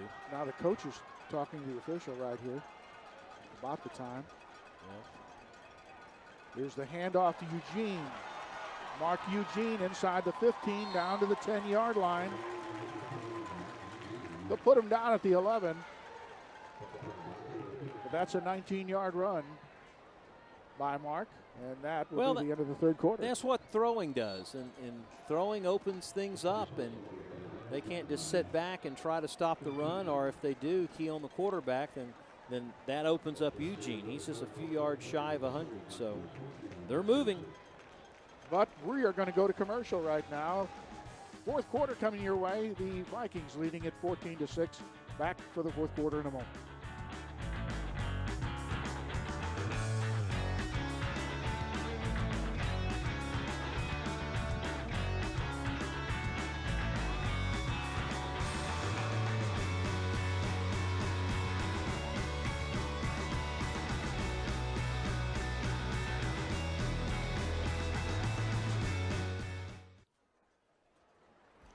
All right, we got 1 quarter of football left to go. The Vikings knocking on the door and trying to answer. Let's go ahead and take a look at our sponsor, Gerald Stavely Dry Cleaning. We appreciate the fine folks at Gerald Stavely for sponsoring the ICTN Game of the Week. They've been around almost as long as Lance Brown. Yeah, nothing's been around that long. By Jiminy's. Where's my teeth? You little whippersnapper. All right, fourth quarter, here we come. First and 10, ball at the 11-yard line. Clark gonna pull it down and keep it. And yo. Hello, Clark, meet Mr. Salinas. Noah hit him and just drove him into the ground like you do in a tackling drill. Picks up a yard. Goes to his left, gets one lead blocked by his fullback, but no one blocked the linebacker, Noah Salinas. The junior put the hurt on him. I'm sure Mr. Clark is disappointed with it. Yeah. Allen in the backfield right now with him on second down and 9. Vikings in the red zone not many times tonight. Allen moves into the slot, and now they're calling a timeout. Yep. 2 seconds on the play clock. We've seen that with Irving, and we've seen it now with Nimitz, where it just took too long to get the play in. And then once they got the play in, just too long to set everybody up before they could snap it. Tiger defense needs to rise to the occasion if you're a Tiger fan right here and keep the Vikings out of the end zone. I mean, Yeah. they're still just a score away from tying this thing up, so they've got to dig deep. And then on the other side of the coin, if you're the Vikings, boy, talk about putting pressure on a team that hasn't done a lot offensively. That is, if the Vikings can score here. Or even kick a field goal. Yep. Yeah, not just a touchdown. Well, we haven't called Michael Scott's name out much tonight offensively. And he lines up way over here to the near. You see him right up there at the 10, all the way at the bottom of the screen. Don't know if they like to do the alley-oop to him or not, but Treminio is over there covering him. He's done a good job tonight. Yes, he has. Eugene shifts into the backfield on 2nd down. Here's Eugene turning it inside and getting to the 5-yard line, maybe the 4. It'll bring up 3rd down and 2-3 yards to go for a 1st down. I didn't think he had a chance to make that many yards. Well, that's the advantage of being fast. Eugene comes towards the sidelines. Now he comes back into the ballgame. They may have to call a timeout. 15 seconds. 10 seconds. Clark lets it in on 3rd down. He's going to keep. Clark is going to get close to the goal line. Did he get in? Nope, but he got the 1st down. It'll be 1st down and goal to go from the 1-yard line.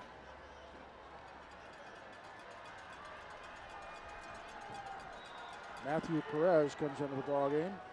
Well, they want to measure it first. Okay, we'll measure first. Vikings naturally saying they got the 1st down, but gee, what a shot.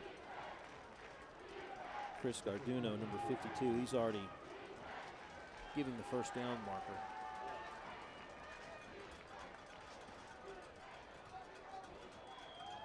Oh, ho, ho, ho.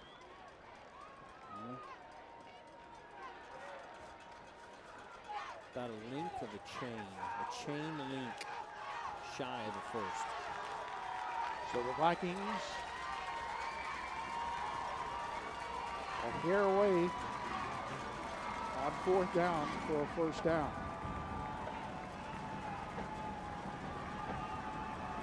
They've got Matthew Perez, their fullback, in. Right. Could be your ball game right here. 4th down, inches to go.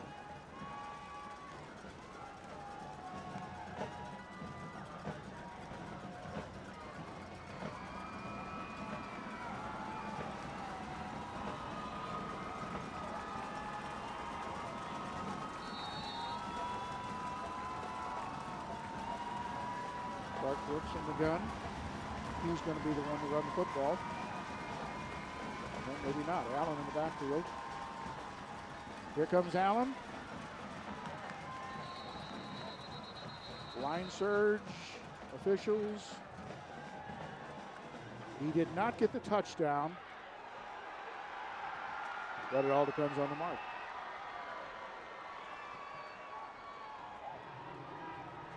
He did get the 1st down. As you can see, the ball just fractions away from a touchdown. That goal line there. You know, it's so hard to think about the fact that they run the shotgun that close to the goal line. Well, they're all obviously committed to it, most all the teams now. Yeah.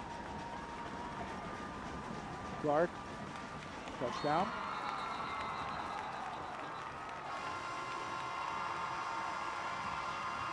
So Clark runs it in from a yard out.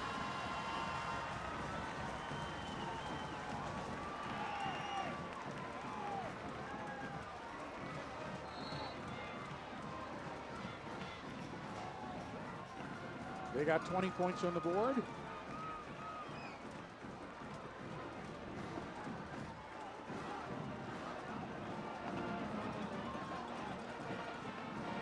Kicking the extra point is Javier Mota.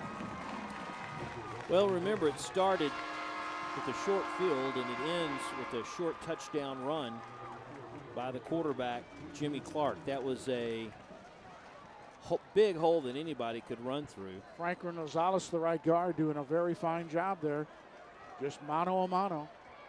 And that's the hours in the weight room. Yeah. 8 plays, 57 yards. Just a hair under 4 minutes off the clock. And the Vikings have regained that cushion they lost when the Tigers answered with their own touchdown. Now it's pretty obvious the Tigers got a score this time down. We'll see what the Vikings do as far as the kickoff here. Jose Aguilar tees the ball up.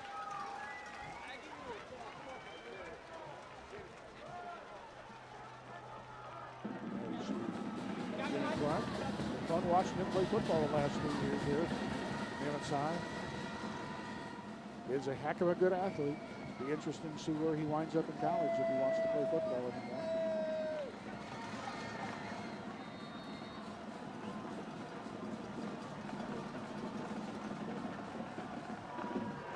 Here's the high end over and kick. Fair catch taken at the 29-yard line. Nimitz coaches wanted a penalty as Perla was calling the fair catch, but it was his teammate, Raekwon Young, who caught it. Yeah, who made the fair catch. So the Nimitz coaches were screaming and hollering at the officials, but to no avail. Does the man who calls a fair catch have to make it, or can someone else catch the ball? Well, I know that one guy can't call the fair catch, and the other guy catch it and run, as in that Seattle Rams game last week. In that trick punt return, the Seattle coaches are trying to say that the Rams guy that faked it is trying to call a fair catch. That's the difference. First and 10 Tigers on their own 30-yard line. And Raekwon picks up maybe 1 or 2 yards. But that's it.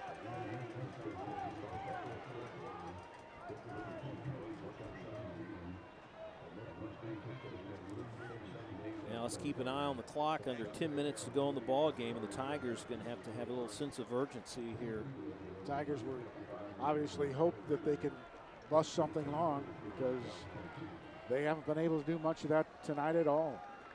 Last week it was all big plays that got them the victory over Turner. Here's Young carrying the ball to the 35. Or was it? Thomas. Thomas, my bad, sorry.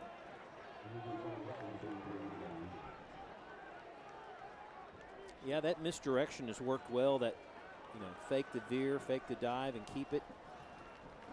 That's been it. I mean, he's close to 80 yards, and besides that, there's not much offense production by anyone else. Other than that pass to Goodall, that's been about it.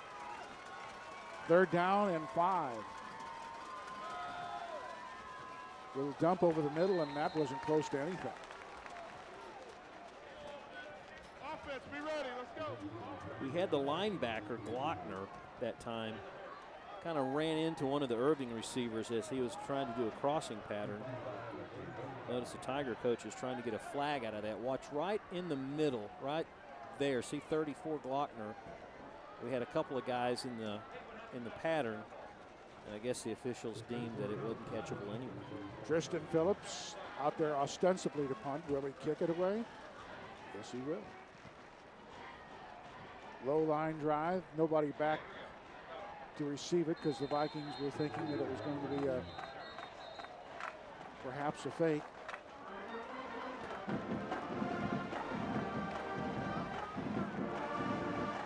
Yeah, the Viking band cranks up the horse. That's when you know it's football season. With 8:13 to go in this ball game, the Vikings can wrap it up right here. Yeah, it's more or less kind of keep away. It's funny, we talked about Clark and how well he's done throwing the football. He had his second best passing game of his career when they lost to Jesuit. Had 3 touchdowns and over 300 yards. And let's talk about the whole difference in how game plans change how you can, play. All about schemes and things like that. Take what they give you. Vikings on first down. They hand the ball off. Here's Eugene looking for a block that never comes. Tigers were putting a host of players up there. Shell, who brings them down immediately. 2-3-yard loss. Second down, 13 to come. Now that knocked him off his 100-yard perch. He had 100 yards up to that point. Now he's back down to 97.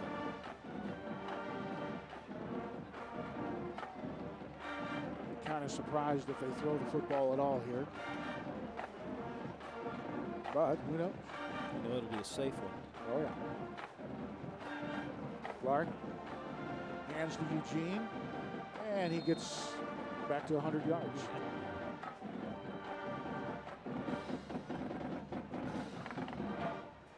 Three-yard pickup, third down, 10 coming your way. Vikings that time were looking at a defense that was pretty much stacked up front. They were pretty much daring Nimitz to throw the football, knowing full well they just want to try to milk as much of the clock as they can. Vikings with 2 timeouts, the Tigers with all 3. Allen and Eugene go into the slot to the top side. Clark on a quarterback draw. Sprints out, gets knocked out of bounds at the 43-yard line. He'll maybe the 40, the 43. He'll be a yard shy of the first down.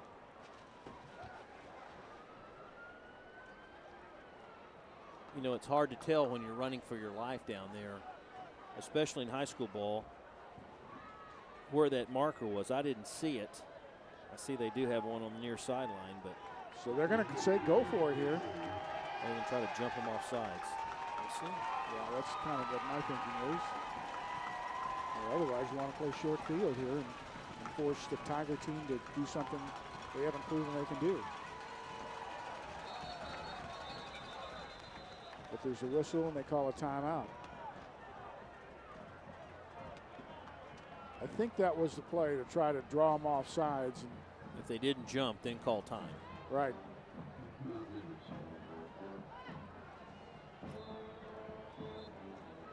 I can't really see him going for it right here. No, I mean, the macho side of people would want to do this, but from an odds standpoint, it just makes sense to kick the football away on fourth down and force the Tigers to score 2 touchdowns in a little over 6.5 minutes. Something that is, they haven't been able to move the football very well at all tonight. So, and here comes Rodriguez out on the field to punt the football away. Yeah, I'd have been shocked if. Yeah, it makes no sense. I mean, this is a smart play.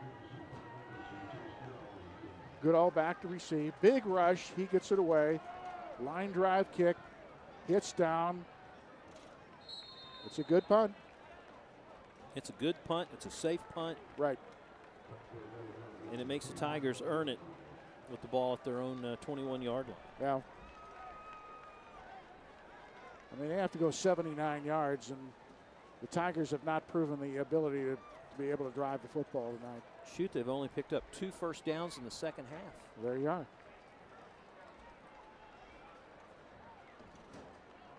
They have not been able to throw the ball well.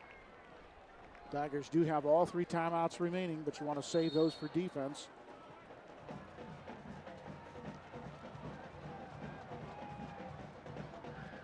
Thomas on first down. They're going to probably try to throw it to Hall, but now it's opened up, and Thomas weaves his way to the fumbles the football. And that, ladies and gentlemen, is the old ball game right there. Well, let's see if he. No, they're going to say he was down. He was down. Okay. He looked like he was down, but. Now the official comes running in from the side, or the back judge, and he's pretty. He's adamant about he was down.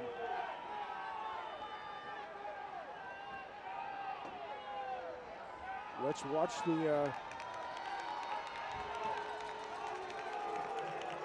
fumble. First down, Irving. Let's watch again and see if he was or.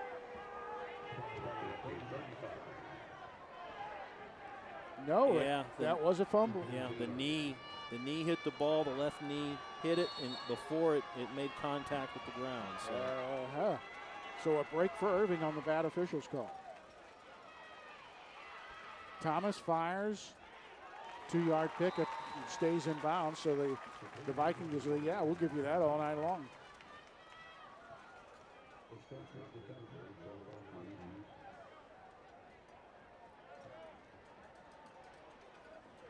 in defense of the official in fast motion, that would be a pretty tough one to call based on how close the knee was to the ground. Austin Parr, the receiver, only a 1-yard pickup.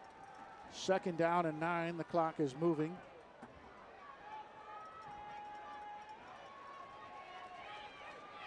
We'll screen out here. Hall turns it up and finally goes out of bounds at the 46-yard line. That'll be a first down. Nice awareness by Hall of where he had to go to get the first down. And also understanding that he has to get out of bounds. They have to start saving time. Jared Kennedy coming back into the ball game. And Joseph Mitchell comes out. Nose guard, a little breather there. 1st and 10 Tigers. They trail by 15 points. Thomas going to run the quarterback draw again. And they're going to call a face mask on the tackle after about a 6-yard pickup. The clock will stop with 5:29. They'll move the chains 15 yards. Boy, the Vikings a ton of penalties here in the second half. Personal foul, face mask, number 1 defense. 15 yards added to the end of the run. First down. I believe it's Michael Scott that committed that. There it is. Right in front of the official. I mean, he's only like, what, a yard away, so that really helps the Tigers. 1st and 10. Tigers at the 32-yard line of Nimitz. Here's Thomas getting a lead block from Hall. Going to take off and run to the 29-yard line. Lochner in on the stop. But they're eating up precious time right now. Again, the secondary for Nimitz has just done a whale of a job tonight. There's not a lot of openings for Thomas to throw the football. 2nd down and 7. Here's Thomas handing the ball off to Hall. Hall pounds his way forward to the 29-yard line. He'll be 2 yards shy of the first down. 3rd down play. Obviously, it's 4-down territory. Not counting the plays in which Thomas has had to run for his life throwing the football. Just all-out runs. He's rushed it 16 times already tonight. And the Tigers going to get called for illegal procedure, as I think the center picked up the football. 5-yard penalty. Remains 3rd down. Coach Delatorre taking notes. That's only their 3rd penalty. I mean, they've really improved from that aspect from what we've seen earlier in the year. 3rd down and 7 yards to go. Clock moving.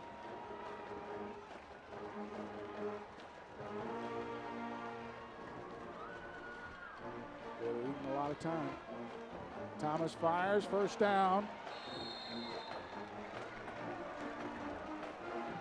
Catch is made by Leyva. No, that was, I'm sorry, that was number 6, Brendan Fowler, receiver. 1st down to the 16-yard line. The clock will stop momentarily to move the chains. Actually, it never stopped. Don't know why that happened.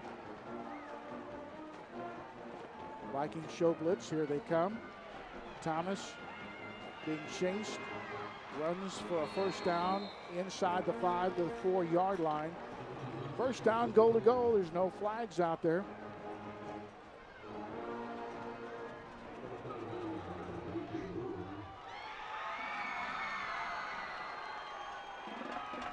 You know, the Tigers have all 3 of their timeouts remaining. First down, goal to go. Ball on the 3-yard line. Here's the handoff to Shell. And Shell gets close, but no cigar. They gotta hurry. They're eating a lot of precious time getting out of this huddle, and of course the Vikings are doing their best to make sure it doesn't go too fast. Second down. Thomas hands to Shell again, touchdown.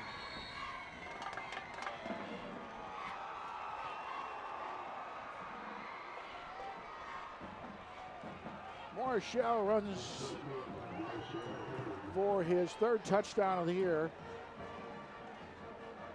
You know they got to go for 2. No, they don't. Well, they can go for a single now and go try for the 2 later on. I'm just thinking based on their young kicker.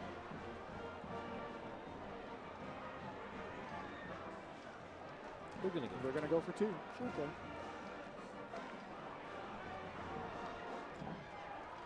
What a huge play this is.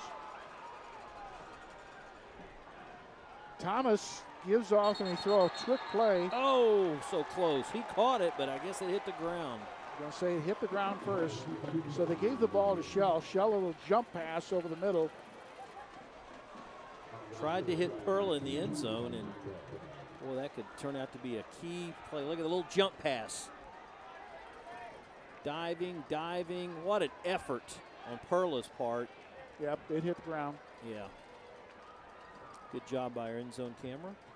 All right, so now it's a 9-point ball game. So it's a 2-possession game. Right. Tigers got to score 1 touchdown and then come back down and kick a field goal and talk about the touchdown here. Just power football. Yep, put your head down and run over to Delonte Scott. Yep, go Morris, go. Look at the line surge. Well done on that right side. Well, Nimitz is looking for the onside, and I would have to agree with them. Oh, of course, it's a two-possession game. You've got to get it here. You've got a new place kicker, Daniel Gonzalez, because Luis Mendez hurt his shoulder last week's game. He was practicing the onside kick, though, before the ball game. He'll try to hit it toward the top of the football to give it that bounce. And he does. There it is. It's loose, but it's covered by the Vikings. Nicely done by Zach Wilson, the sophomore. And now for the Vikings, this play keep away. Tigers do have all 3 timeouts, though. So they could clearly force another punt and get the ball back, but it'll be under 2 minutes when they do. Right. Well, no, it could be. Well, I mean, if they could use all right 3 around timeouts, 2. even less than that. I mean, they could stop all 3 times, quick runs, and there'll be 3 minutes left, and they may be only able to run another 30 seconds off the clock after that. But first, you got to stop them on the ground here. If you don't stop them on the ground, the point is moot. From the 48-yard line, Clark hands to Eugene. Eugene to the 50. 2-yard pickup. Now you call an immediate timeout. No, you don't. They do. They do.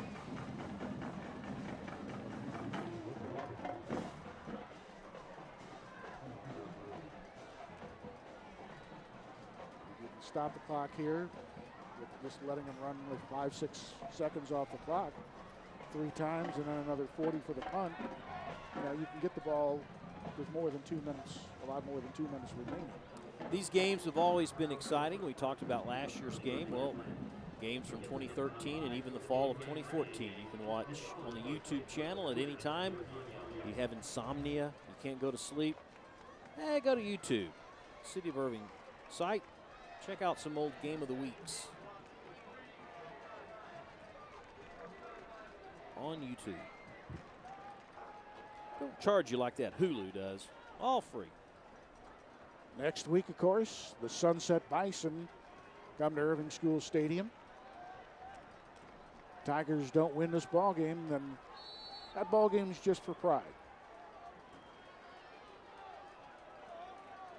Second down.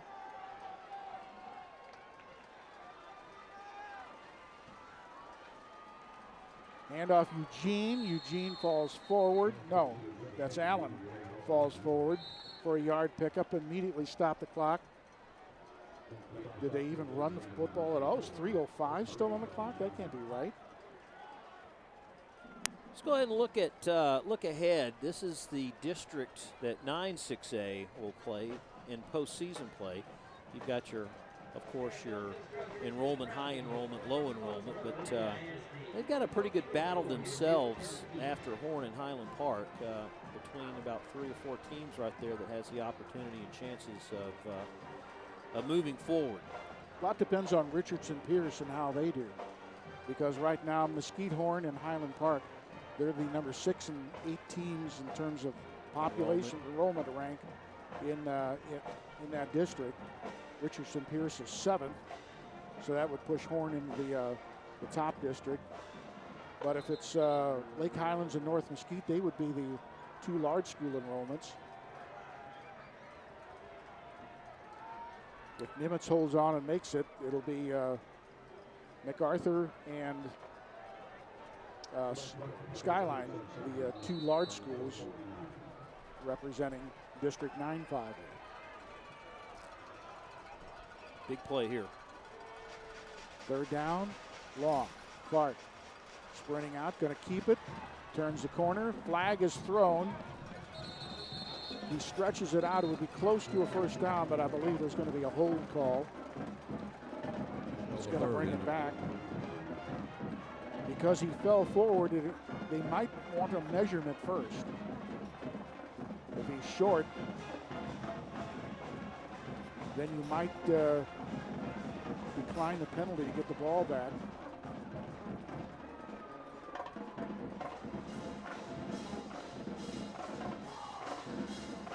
Sure, he's going to ask for a measurement first. Yeah, so close to the chains, though. I think he may take the penalty. Nimitz could go for it on 4th down. Of course, they'll stop the clock anyway. Offense number 21, 10-yard penalty from the previous spot. Remains 3rd down. So it essentially is a timeout anyway. 2:55 left.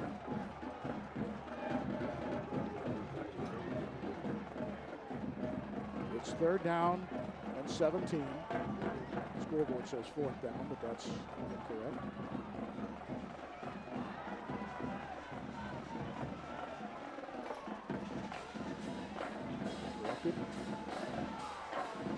Officials talking things over right now.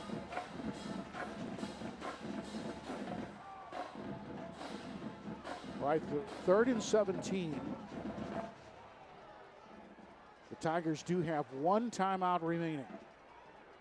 And they obviously will use that immediately. Boy, they roll the clock? No, that. They do after the penalty in high school ball. Okay. So De La Torre has to make a decision. Do you use a timeout now?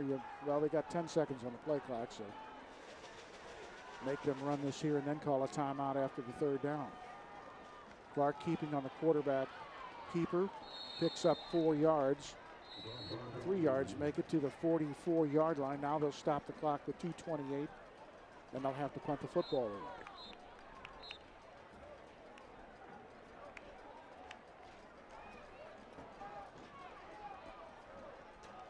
So Tigers now out of timeouts.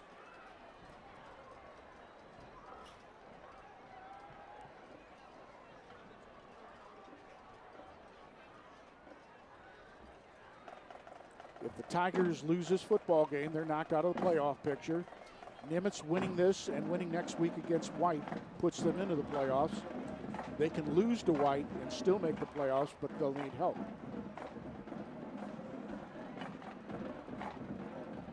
Like all the scenarios. Like the Tigers having to beat W.T. White in the final week of the season.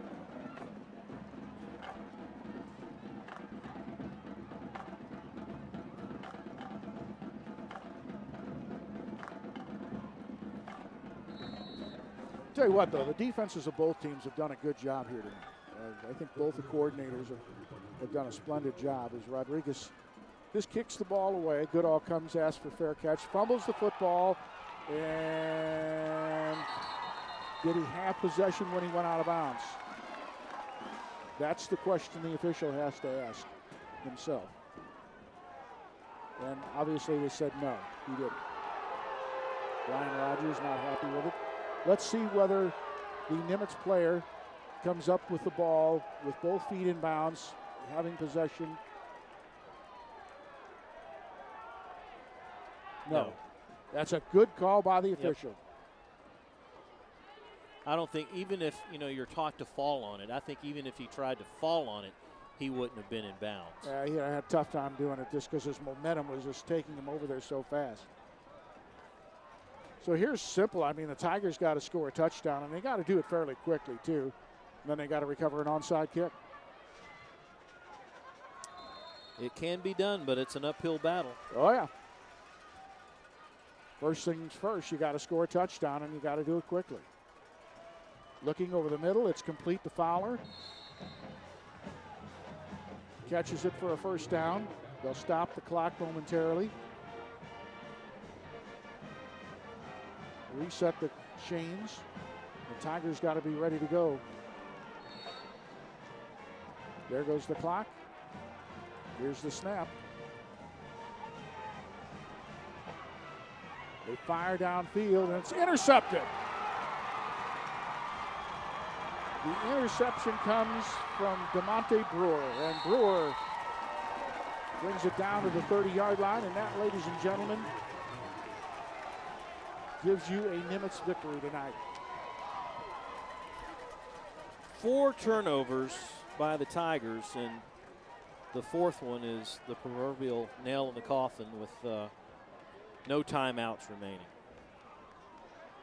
Well, they made it exciting, but that's kind of the Tiger season, in a nutshell. Inexperience. They, between penalties or turnovers, they've hurt themselves a lot this year. And the Vikings, a little cramp, I think, there from Brewer running this thing back.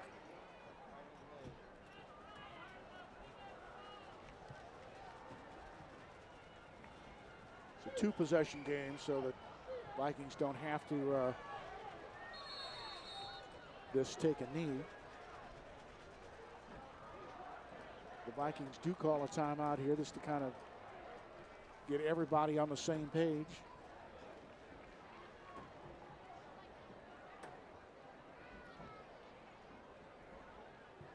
So it all boils down next week in Dallas when the Vikings take on WT White next week. They win that ball game, they're in the playoffs. If not, they still have a chance at the playoffs, but it'll be a lot more difficult. Oh, check that. They play here next week. My bad. Nimitz does.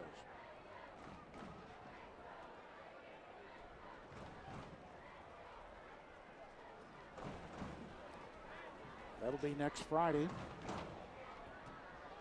That should be a whale of a ball game.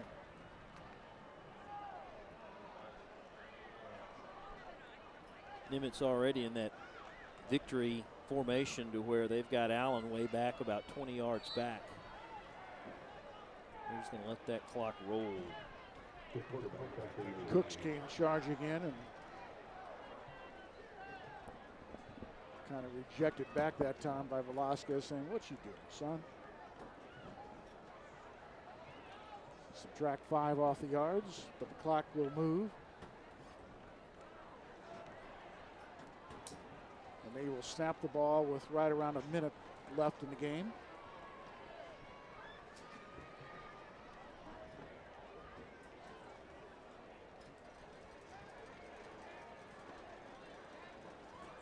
Rob Willman will go down to the field and talk with Brian Rogers after the ball game. There's another kneel and another 5 yards lost.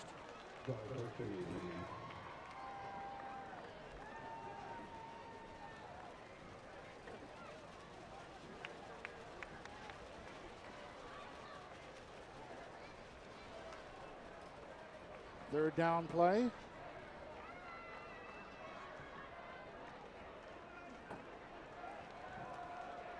this will be your final play of the football game.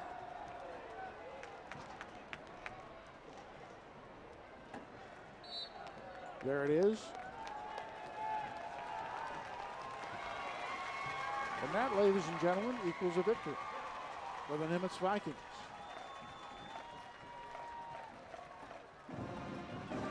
It's another good ball game, a hard-fought game, as one would expect, as we've always seen between these two teams.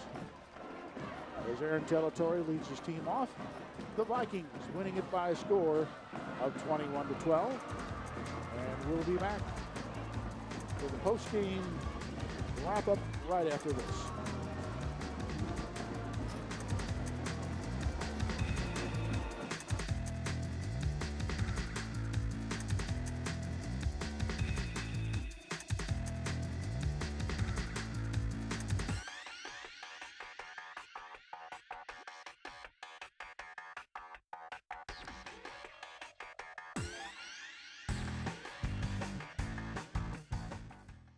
All right, Lance, thank you very much. Well, Coach, they're never easy, are they? I'm telling you, I knew, and we've been sharing with the kids all week, that anytime you play these inner city games, there's a lot of pride at Irving High and at Nimitz as well. And we knew it was going to be 48 minutes, and we talked about it at halftime.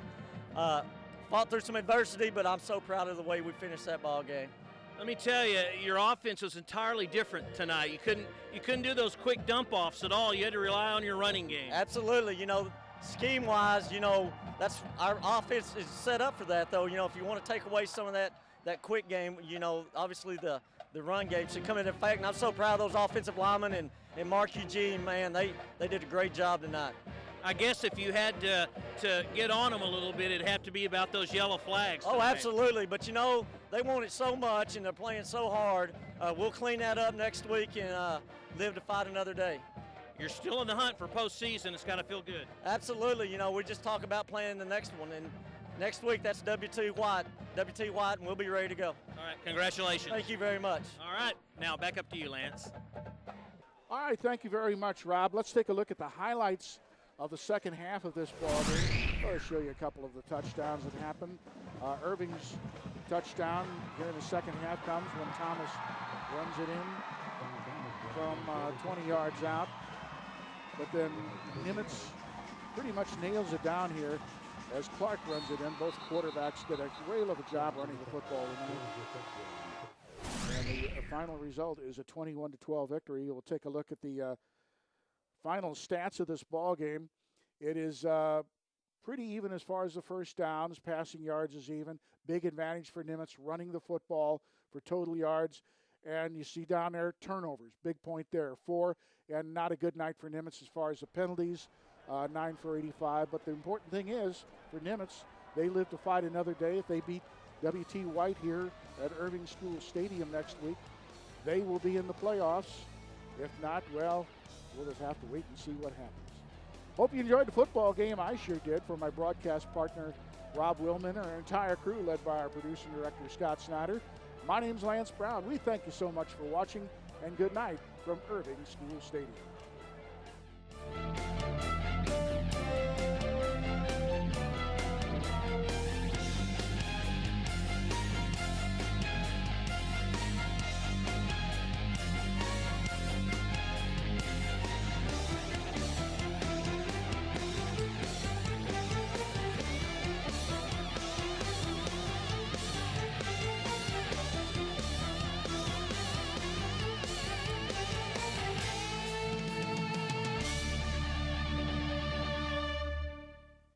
Irving Game of the Week has been brought to you in part by Gerald Stavely Dry Cleaning,